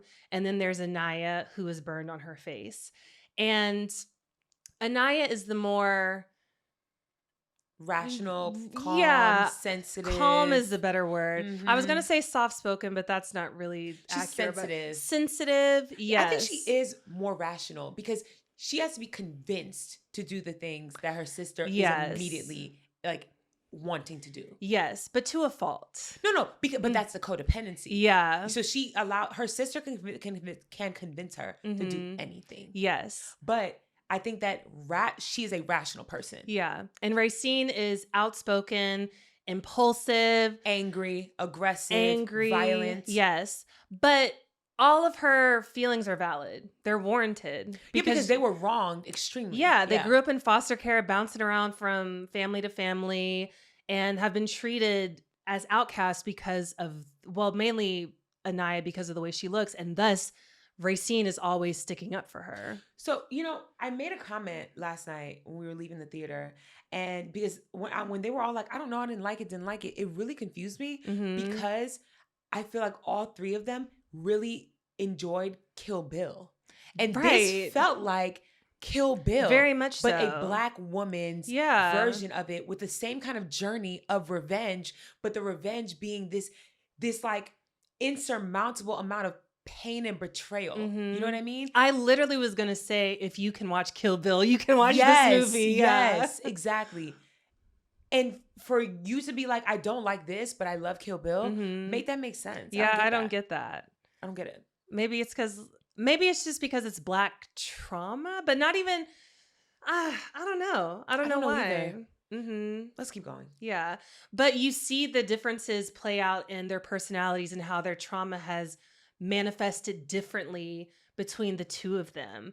And even when I'm going to try to my best to remember these characters' names. So, but Vivica Fox, when I say God, I'm speaking about their mama. When she wrote them, she wrote Racine specifically because she knew that even though she hadn't seen them since they was like 3 or 4 years old, she knew that Anaya was the sensitive one. She's like, I know you couldn't handle it. But the thing is, this is why I feel like a part of this story is about inherent goodness and inherent evil. Absolutely. And I think that the mother recognized the inherent evil in Anaya and knew that she was just like her daddy. Yeah. And I think he recognized that too. Yes. And because of that, knew you will do this. Yeah. Because no shade, you abandoned them too. Exactly. Right. They thought you were dead this whole time you've been alive. Right. They were out here getting abused, molested, going through all these things in foster care. They talk about being bounced around to 5 different foster homes. And the first thing you do is call your daughter, who you know is off her rocker a little bit. Yeah. Did you catch the part where she misspelled Anaya's name, the sensitive twin? No. Yeah, so her name on the door was misspelled. And Oh, she was like, clocked that. She didn't even spell my name right. Yeah. Yeah. Like what it gives, you don't even care for real. Yeah. The only reason why you are acting like you care is because you want to get at this man. You are using your children in the same way that man uses everybody else. Yes, and that's one theme of the movie that I feel like the people who went with you didn't clock. Every woman in this movie was a fucking pick-me. Yeah. It was so frustrating to watch how they did everything for this man to their detriment. Yes. They stayed with this man. So there are 3 different women in this film. We have Vivica A. Fox, who's the mom of the twins. And then we have Erica Alexander, who is divine. She's like a home... at-home preacher, I guess. Yeah. But like, it's more culty than like churchy. Very much so. And she had his child as well. All these women had his children. She had his child as well. He left her. She was with him through the trial. Yes. Mind you, she knew that he was on trial for setting his first wife on fire and almost killing her and the 2 kids. Yeah. And she said that he was just such a smooth talker. Child. He convinced her and she rehabilitated him and made him a good man. And he left her while she was pregnant. Ain't been back since. And this woman literally enshrined him in their church. He has like a whole little shrine. An armoire. You open the door with his clothes, his shoes, candles, his cologne.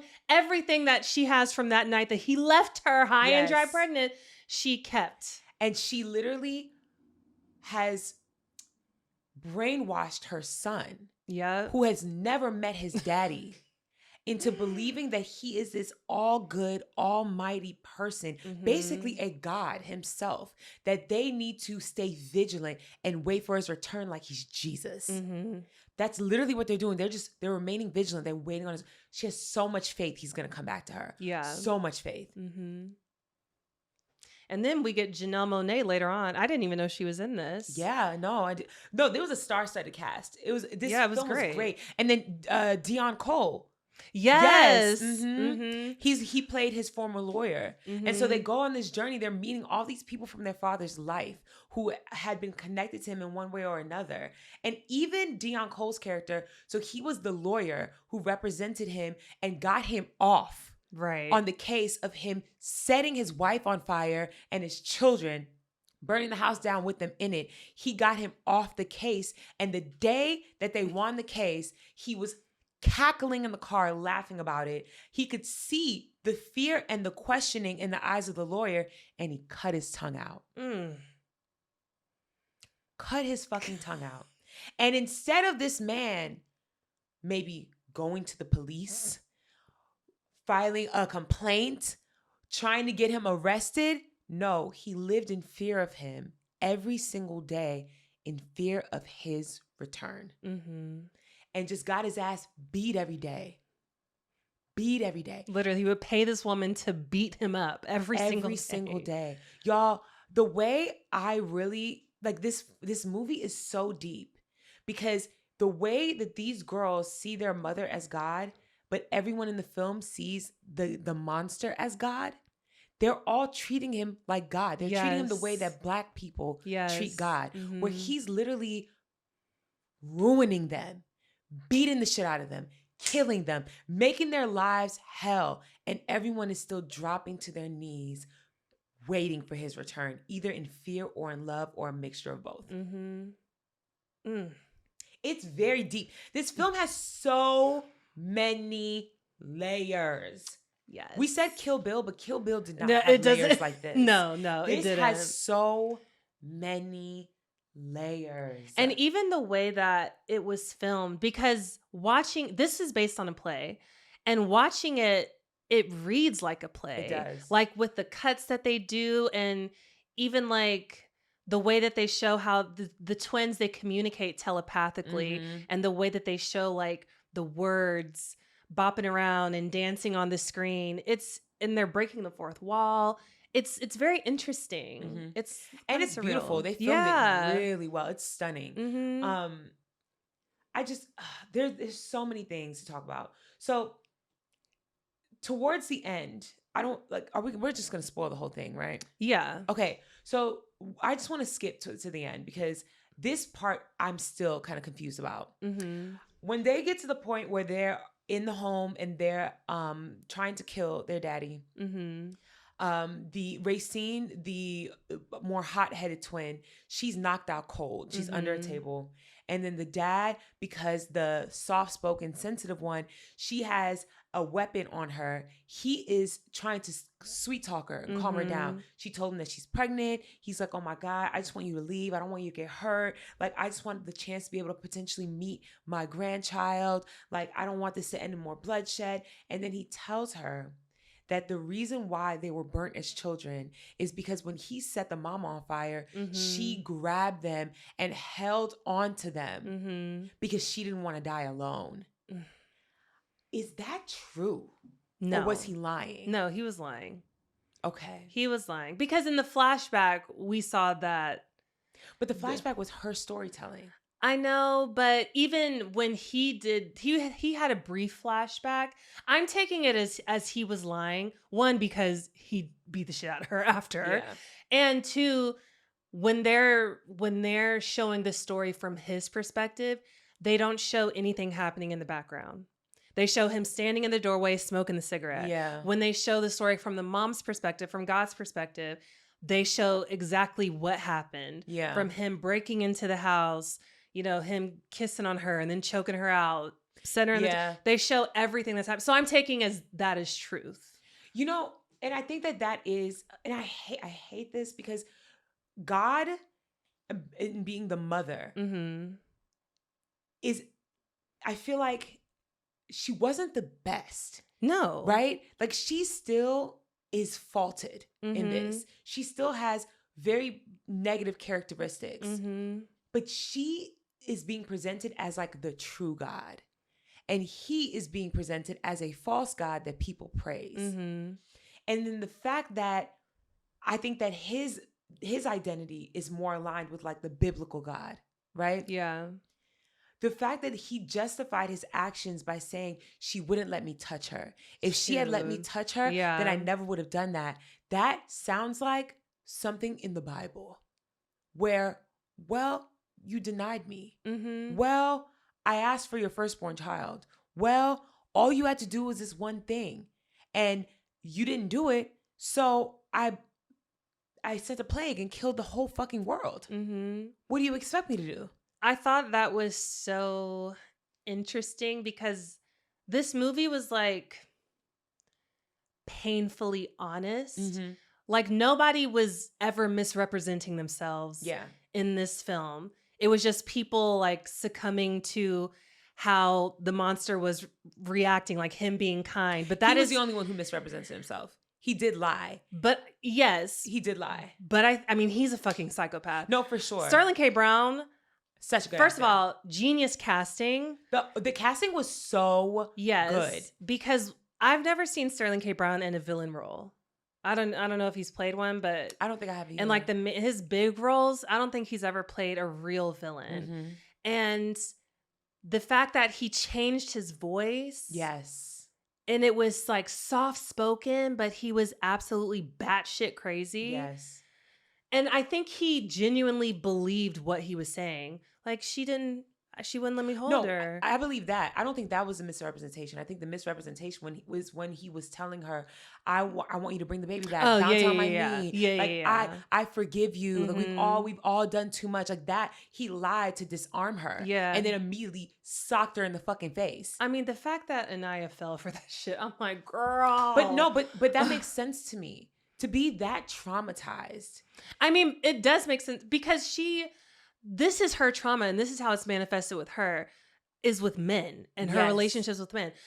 During the beginning of the film, she's talking about how she's messing with some dude and they can't have sex unless it's from the back because he can't look at her. She can't date the way people normally date because of how burned her face is. Yeah. And so she meets people online and the man that she's dealing with who got her pregnant literally would only fuck her if she didn't look at him. Yeah. And then we see it happen again, which I really hope the only people listening are the people that watch this or people who don't care, because they find out that their father had a second set of twins, fraternal twins again, but boys this time. And when they show up at the house to kill their dad, the sons are there and they assume that they're strippers that their dad bought them for their birthday. And so they play along and their brothers are sitting there, invited their friends over. They're sitting there grabbing their dicks, watching their half sisters gyrate. And then the older brother, the bigger brother, the bolder brother, I guess the brother who would be more aligned with Racine, tells Anaya to turn around and dance facing the wall because they didn't want to see her ugly face. And then calls the other sister pretty and says, you can keep looking at us. I don't blame her issues. I don't either. I don't either. The incest in that situation there, a little bothersome. I mean, it was a little uncomfortable. Racine was doing whatever she needed to do to kill him. So. Racine's not give a fuck. She don't give a fuck how she got to do it. But they didn't have intentions on killing them initially. So how were they going to get around that? You know what I mean? Yeah, I don't know. I think Racine was always going to kill them. Yeah, I think she was going to kill everybody. Yeah. Because the way she killed Janelle Monáe's character, no shade, Janelle Monáe's character was asking for it. I mean... let's be... And I know it's a film. I know it's a film. She could have drove around them. Literally. Drive around them. They were sitting on the ground blocking her way. She parks the car. She gets out the car. She walks up to them. She says, hey, can you move? They say, no, do you know who we are? She says, oh my God, you're his children. She says, hey, I'm trying to get out. They said, fuck you, bitch. Give us your car. And that's so unfortunate. She was going to escape.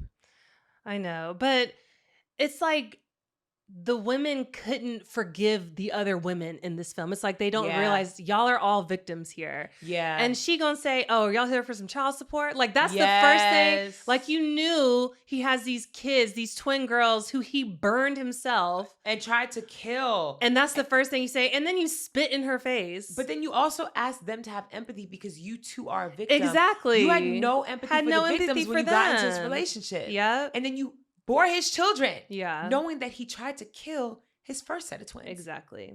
One thing I do appreciate is that was the act of violence they didn't show on screen. Like her killing Janelle Monáe. They showed like her, like them getting into altercations with all the men. But when it came to a black woman killing another black woman, they wouldn't show that. Well, I don't think they didn't show her killing her brother either. It was implied. Yeah. But everything with Monster and then the other brother they showed. The other brother disappointed the fuck out of me. I mean, we knew that was coming. Again, Anaya being so trusting of everybody. She got and burnt trying by every to nigga. Literally everybody. Everybody.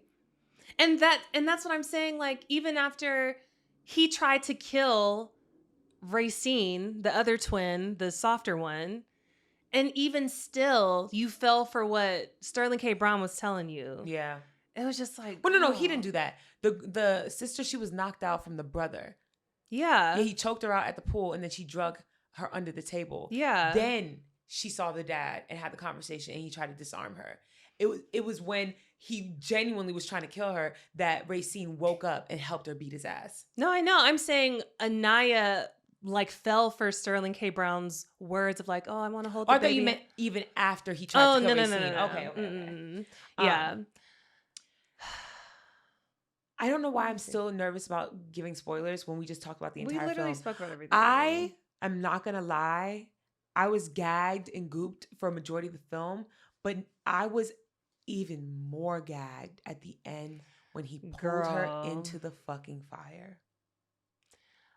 They set their daddy on fire, and he pulled Racine, the angry one, the one that's more like him, into the fire with him as they were about to leave. Girl, I, along with the theater, gasped when that happened. Literally, I was looking around at people. People had their hand over their mouth. No, I was like this. Yeah. Or like this majority of the film. Like towards the end. The last 20 minutes of the film. I hated that so much. I hated it so much. But you know, Anaya cannot go on and be her own person if Racine was still around. That's true. And Racine would be violent forever. You don't get a taste of blood and then stop. Of course not. And with you having a baby, any type of disrespect, you are going to kill someone. Behind that baby? Yeah, no. God, I hated it so much though. What, that he killed her? Yes. Same. Because he still won in the end. Yes. He still got his last lick in. And the ending of that movie, a lot of people don't like the ending because of how quickly it ended. It did jump. Because it was like, you know, he pulled her into the fire and then it was maybe 10 more minutes and then the movie was over. But I'm glad it happened that way because I felt like I was holding my breath. Yeah. The entire rest of the movie. And as soon as the credits came on, I like sped walked to my car. And I was one of the few that got up and left. A lot of people were just still sitting there like stunned. Everything. Girl, I hurry up. I got in my car and I cried. It's like, oh my God. It was so much. It was a lot. Like, this is one of those films where you kind of have to watch it a few times. Yeah. I'm going to watch it again. Yeah, I want to see it again. I also really enjoyed the music. Yes. It was a very like eclectic choice. Like, it was kind of all over the place, but it fit really well. The cinematography was really good. I was very disappointed at the opening credits when I saw an Amazon original film. Oh, I mean, yuck. But also, look, I'm glad they got it made. Exactly. Because this has been in the works for a while, apparently. Yeah. A24 was supposed to do it. And then they passed. They passed? Fucking dumb asses. I know. I hate that people don't think that there is money in Black art. Yeah. I'm really surprised because I feel like this was up their alley. It's an extremely A24 coded film. Yeah. I don't know. Wow. But I know we're bopping around a lot now. Yeah, but sorry. Going back to the Janelle Monáe not being shown on screen, I think it's so powerful when you allow the audience to gauge a visual for what's happening in a film. Because when they were talking to Vivica Fox and she was asking them to go kill their daddy, and Anaya was like not with it. And then she told the ladies, you know, get the cover off me or pull the cover off me. And they pulled the cover off her. We don't see what the rest of her body looks like. But we know it's bad. But and there was steam coming out. Ugh. Did you see that? Yes. She was steaming. And the sisters throughout the entire film are constantly icing their wounds. Even though their wounds are like 20 years old. They are constantly icing them. And you can see the ice melting, meaning that they are hot. They're burning up. And I was like, I wonder if that is like proof of their like evil. Maybe. Yeah, I don't know. Or like, I don't know what that is. There's definitely something there with the analogy. But the mom was like bedridden. Yeah. From her injuries. Yeah. And they didn't show anything. They just left it up to your imagination and you got to see everybody's reaction to that. And it was oh, it was so tense and uncomfortable because you, ugh. I also really, I think that the way, the weapons that they used and the way that people were killed, and it was all very like tribal and like makeshift. Like the Yeah, fact that they killed everyone by stoning them. literally put a rock in a sock. They were just Yes. stoning people. Yeah. The fact that when their brother came and tried to kill them, he had a hammer. She killed the one sibling with shears, garden shears. Mm-hmm. There was not a gun in sight. No. It was up close, direct combat. Ugh. What would you rate the film from 1 to 10? I would rate this film, I'd rate it an 8. That's what I gave it too. Mm-hmm. I was so shocked. When I tell you I asked this question, one person said a 3.5. How? I in my mind, I'm like, y'all gotta watch it again. I think it was because it was late. Maybe y'all were like dozing off, and then we had just come from a birthday thing. Maybe y'all were still a little drunk, or like, you know, people had been smoking. Maybe a little high. I'm just like, I just don't see how you don't how you don't value what you just saw. Yeah. I thought it was such high art. I think there are a lot of people that don't like art. Like, have you seen any of the videos of people, people's reactions to I Love Boosters? Oh yeah, people either hate it or love it. There's no in between. No. And I think Is God is having the same reaction. Mm-hmm. And I think it's separating people who want to process in a deep way. Mm-hmm. People who want to think about things and be affected by things versus people who just want to be entertained. Yeah. And I think if you just want to be entertained, you're not going to understand or like really appreciate the film, because then you get responses like, well, what was the purpose? Yeah. You know, I have seen a lot of Black men be very critical of this film. Really? Yes. Because they were going to kill a Black man? Yeah, you know, always painting Black men in a bad light. Like, why y'all always turning a Black man down? And I'm just like, we don't have to do that. Y'all do it to yourselves. We just saw a Black man kill 8 kids. 7 of them were his. Yes. We see stories like this all the fucking time of how violent Black men can be and the harm that they bring to Black women. Yes. We don't have to do that. And there is a deeper conversation that could be had. Instead of being upset and being like, well, y'all always picking on us. How about you talk about, okay, well, clearly this man has emotional issues. Why were they never addressed before his adulthood? Maybe it's because he was raised in a home where he couldn't be soft. Mm-hmm. Maybe it's the way that we raise our young Black men in telling them to man up when they're 3 years old. Maybe it's the fact that they don't have a male figure to teach them how to process their emotions and to let them know in order to be a man, you don't have to be emotionless. Yeah. There are nuances to these conversations that y'all don't want to talk about because you don't want the responsibility of having to actually do something about it. Like, what? It was so good. It was and really good. I read this interview that the writer director did, and she was talking about the title of the film, and it's called Is God Is, and she was like, it's a question and a statement. And so from Anaya's perspective, she's questioning, is God? Yeah. And then Racine is God is. Yeah. You know? And I was like, oh. But that to me it's commentary on Black people, period. Mm-hmm. That has been the most divisive thing in Black communities. Mm-hmm. Religion. Yeah. Period. Any other issue you could think of stems to religion. The LGBTQ thing stems to religion. Mm-hmm. Poverty stems to everything stems back to religion. And the fact that there are Black people who give everything and have this unwavering faith to something that has not helped them. Mm-hmm. And then there are people who question that and are then the villains for questioning. Mm-hmm. And even the way they used to talk to each other, where it'll be one little thing and it's like, I don't know if we should do this. Oh, so Anaya's being a punk pussy ass bitch. Right. Oh, so you don't got the balls. You don't give a fuck about God. That's literally what happens when you try to have conversation with people about anything in the Black community. Mm-hmm. This movie, I really appreciate it because another thing that I will bring up, there's no fucking white people.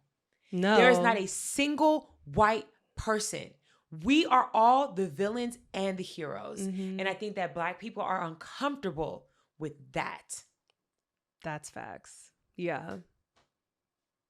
Y'all are mad you don't understand it because you don't want to admit that you are both. We are the victim and the victimizer. Good job, Mindy. Very astute observation. Thanks, girl. I do. So do you know how the play actually ended? No. So the play ended with Anaya going back to God and telling her, like, hey, we killed a monster, but Racine died too. And she was ambivalent to Racine's death. It's like she didn't care. I mean, I knew she wouldn't care. Yeah. So once Anaya saw that reaction, the play ended with her still got that rock in a sock, holding it above her head. And I assume it's like cut to black or something. Is she going to kill her or not? And the creator said she got so many mixed reactions, not mixed reactions, but mixed assumptions, like, because most people assume she did kill her. And she was like, that's not the point I wanted to get across. So she changed it. So in the initial run of the play, that's how she left the ending. And then she redid the ending to where you saw her like take the rock as if she was going to strike her and then just put it down and walk away. I was like, that's interesting. But the thing is, I think that her almost doing it and us not knowing that makes sense to me. I agree. I feel like that, because especially when it comes to plays, you're supposed to walk away questioning and having conversation about it and like dissecting it. And to me, that becomes are you just like your family? Are we all inherently evil?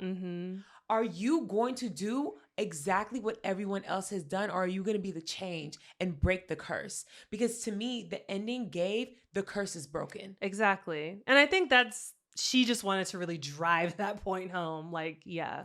Like, I think even in her having one baby, not two, you know? Yeah. Like, I think the fact that Divine's character only had one son and not two, and being the only one to be left, says something where it feels like he wants twins.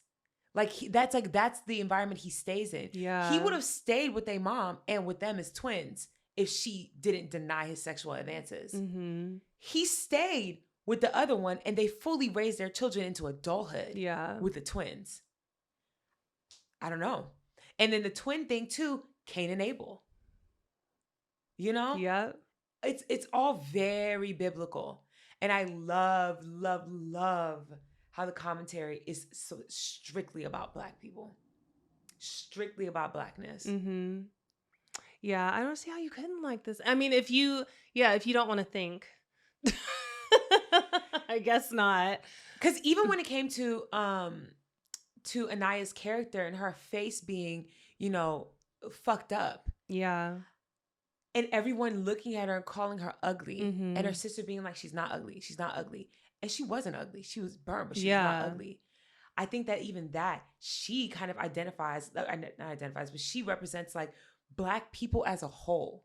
She is like the most like neutral sense of Blackness, right? Where it's like, I am angry. I am traumatized.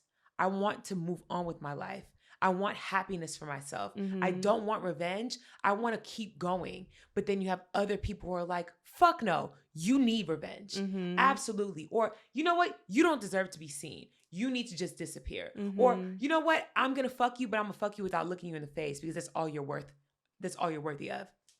She is Black people as a whole. Black women specifically. Yeah. Where you are told your whole life you're ugly, you're undeserving, you have this anger, you can't act on it, you're way too sensitive. She never displayed sensitivity, in my opinion. Anaya. She never displayed like an over sensitivity. It's always like genuine. Like, okay, cool. We just found out we have a brother. Now he's coming at us with a hammer. This is troubling to me. Yeah. And she's like, stop being such a fucking bitch. Right. Stop being such a fucking punk. Like, damn. Like, okay. Yeah. But her family deems her as being sensitive. And I think that also, Black women, you can't show an ounce of emotion.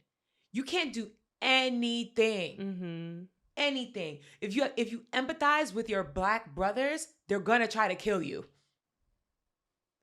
Who do you have? Who do you have? What do you do? It's so many layers. And Racine is just Black anger. Yeah. Like Black female anger just in one person. But it's valid. But that's my point. Mm-hmm. It's valid. Mm-hmm. What she did was extreme. Yeah. But she is the representative of when you don't get help. When you don't get help for your trauma, this is how it will manifest. You're just out here killing people with rocks. Yeah. And socks. Films like this make me want to start a film club.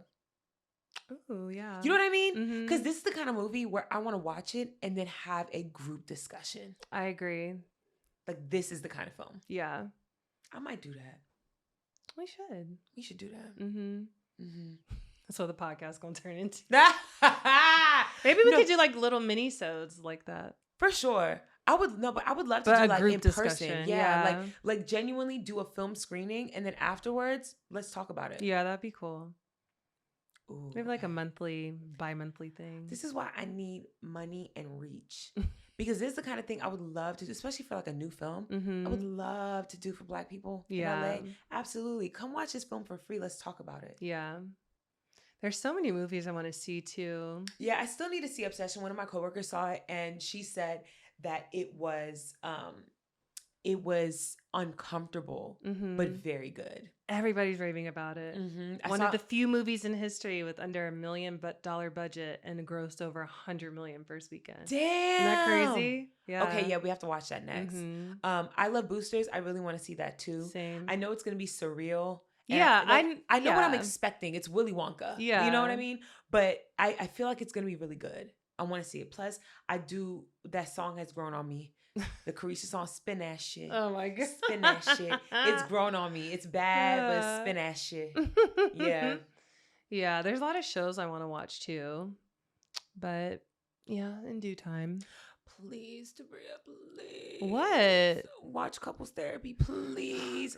Just over the next week, please. I don't know if I'm going to get to it that soon, Mindy. Watch literally the first 30 minutes of one episode, and I promise you will not stop.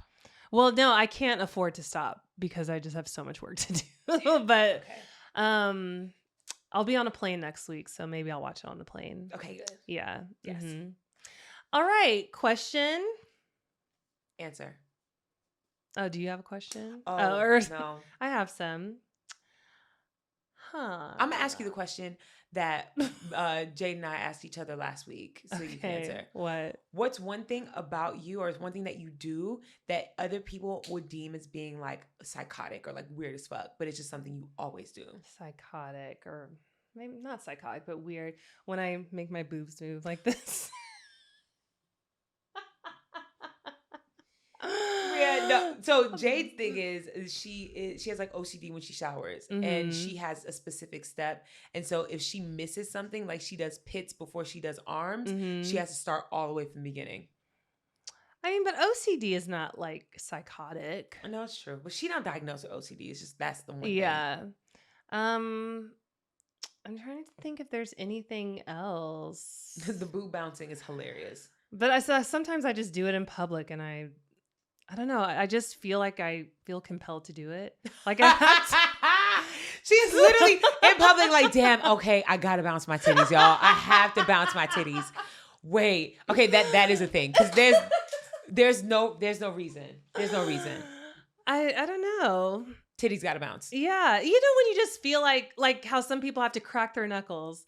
I just feel like I have to. Just compelled to bounce your titties.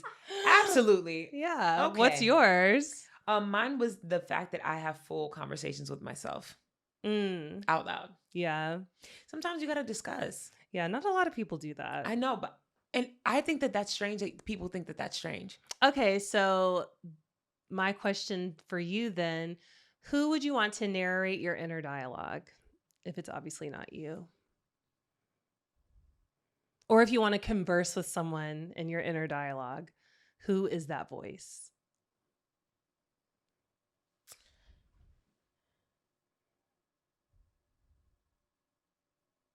I feel like whoever it is going to be somebody with a real heavy, but like slightly ratchet accent. Like I would want Carisha. You know what I mean? Or like a JT or like just somebody with like a real like heavy like, bitch, what the fuck? Like I would love that. Yeah. Cause then hell yeah. Hell yeah. Yeah. You gonna let that bitch talk to you like that? Fuck no. Bless you. Thank you. Who would you have do yours? I'd probably do like Scottish, Irish, but a black person. A black Scottish person. They exist. Why a black Scottish person? Because it's an accent I don't hear often. And I would like, you know, if I could have any person narrate. You don't think that would be distracting? No, it'd probably make me pay attention more because I'm just hanging on to every word you're saying. you know, that's Tabria's real answer. That is your real answer. Absolutely. Okay. Yeah. Yeah. I don't know. I think that my inner dialogue needs to hype me up. I feel that. And I feel like a Scottish accent wouldn't hype me up. But a bitch being like, bitch, ain't no fucking way. Oh, hell yeah. I'd be like, you know what? Yeah, you're right. In traffic, you won't let that hoe cut you off like that? See, that's dangerous. No. Or well, it's not gonna egg me on. Like, even in a positive sense. Like, bitch, not you out here acting like you not a bad bitch. You the baddest bitch in America. Okay, yeah.